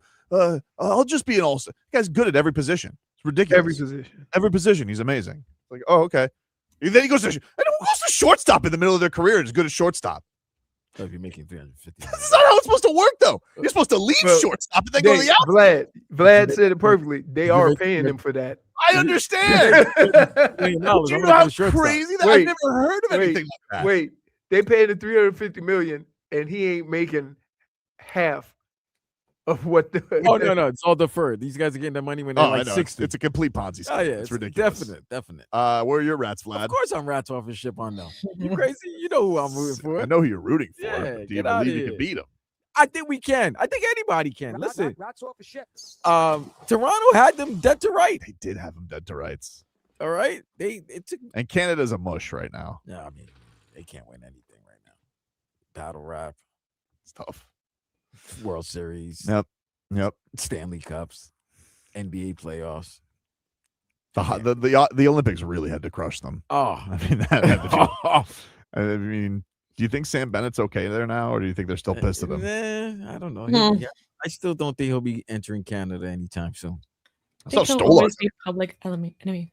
Stoli had a great save last night against Pasta. I was like, oh, look at that. It's like the playoffs all over again. Except he's playing for the Leafs now. What's number 2, Jennifer? We have a special birthday today. Ooh. Elton John turns 79. He's still with us, right? We're not gonna. He is still with Well, us. if he so- turns, Okay. Vlad, if he turns 79 today, that means Hey, listen, this is us, okay? There's a lot of people that be turning ages, and then we just say that they're dead. Why would they be mentioned though? Eddie White had a famous one. She checked out right before the Hundy. Right before the Hundy. So Yeah. I'm just making sure. I'm not rats off a ship on Elton John. I like Elton John. I think he's got some bops, you know? Good. He's got some bops. I love his last song he remade with Dua Lipa. Yeah, that's a good. I like that song.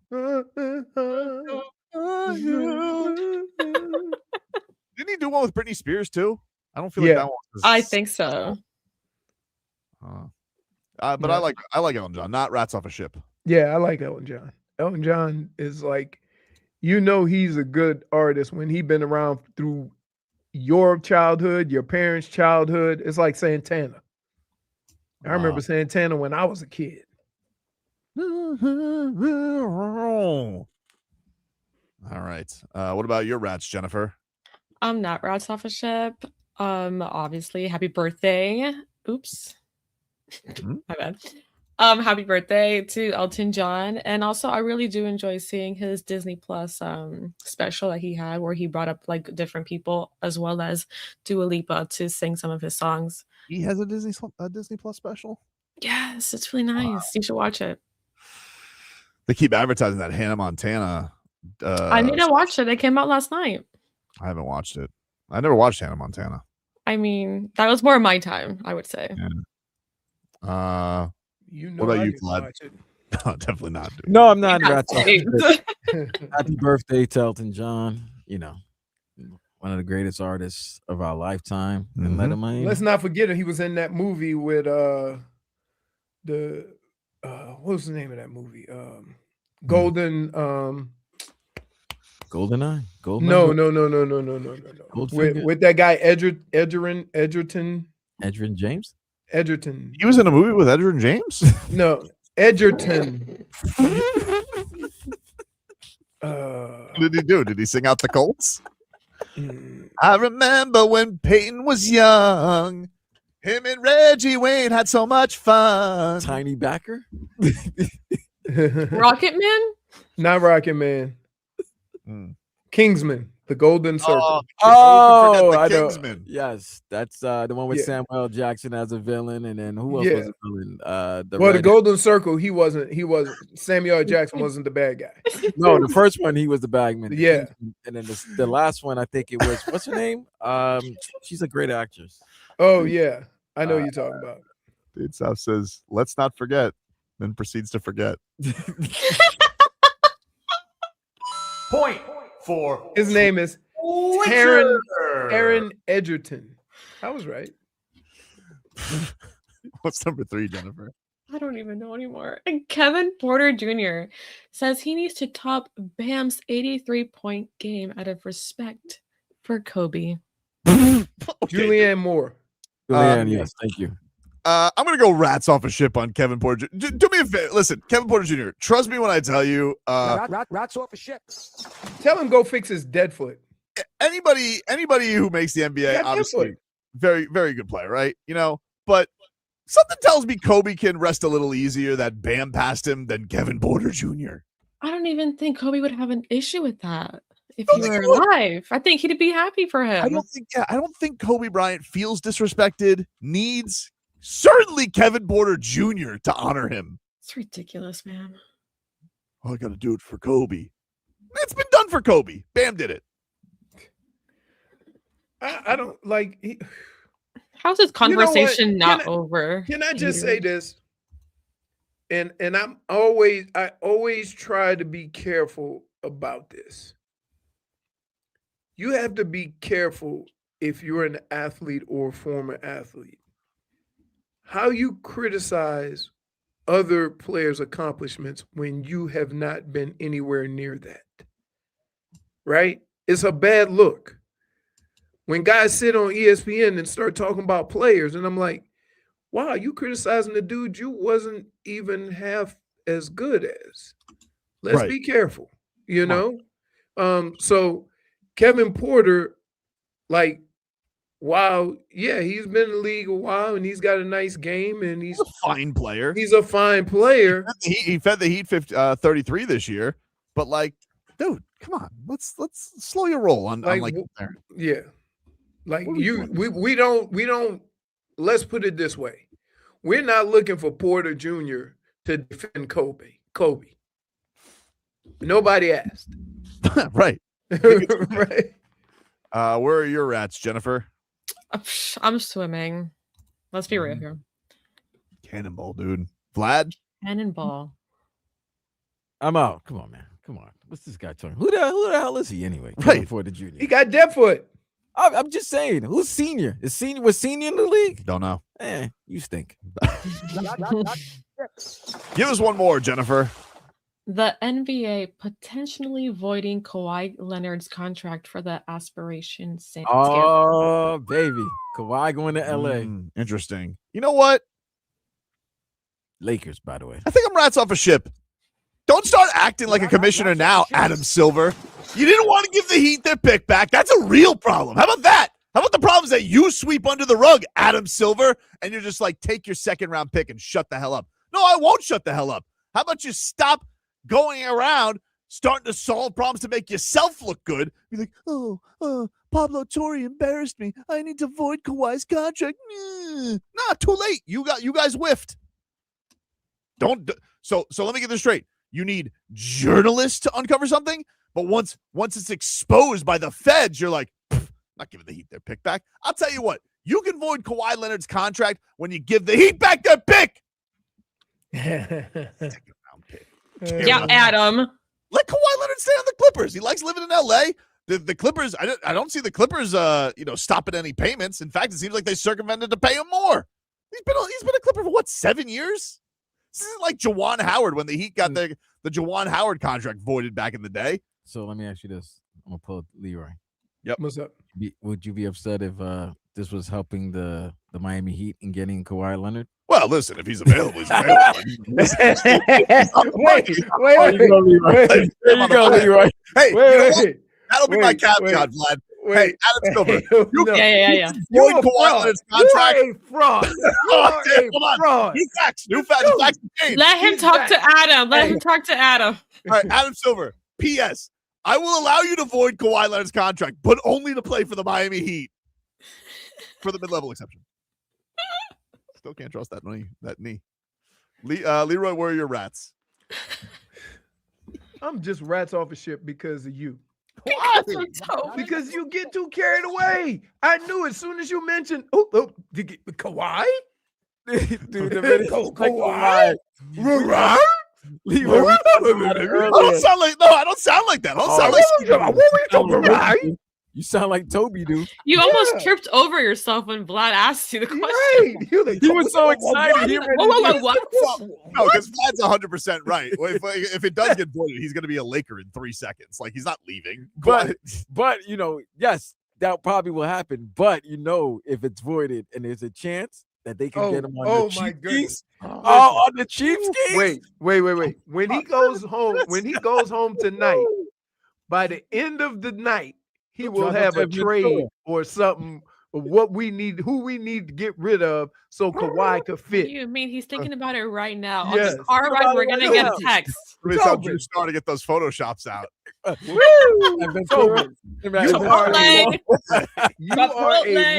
You are a real phony with this one. Whoops. You just come on, man. Appear to have been boxed in. It's like He you didn't know what? even fight it. You know what it's like? My dogs would be acting a fool, right? They running outside. I tried to get them to come in. I go in, and I just say, "Who wants a treat?" And they all run to the door. That's you. You say, Kawhi?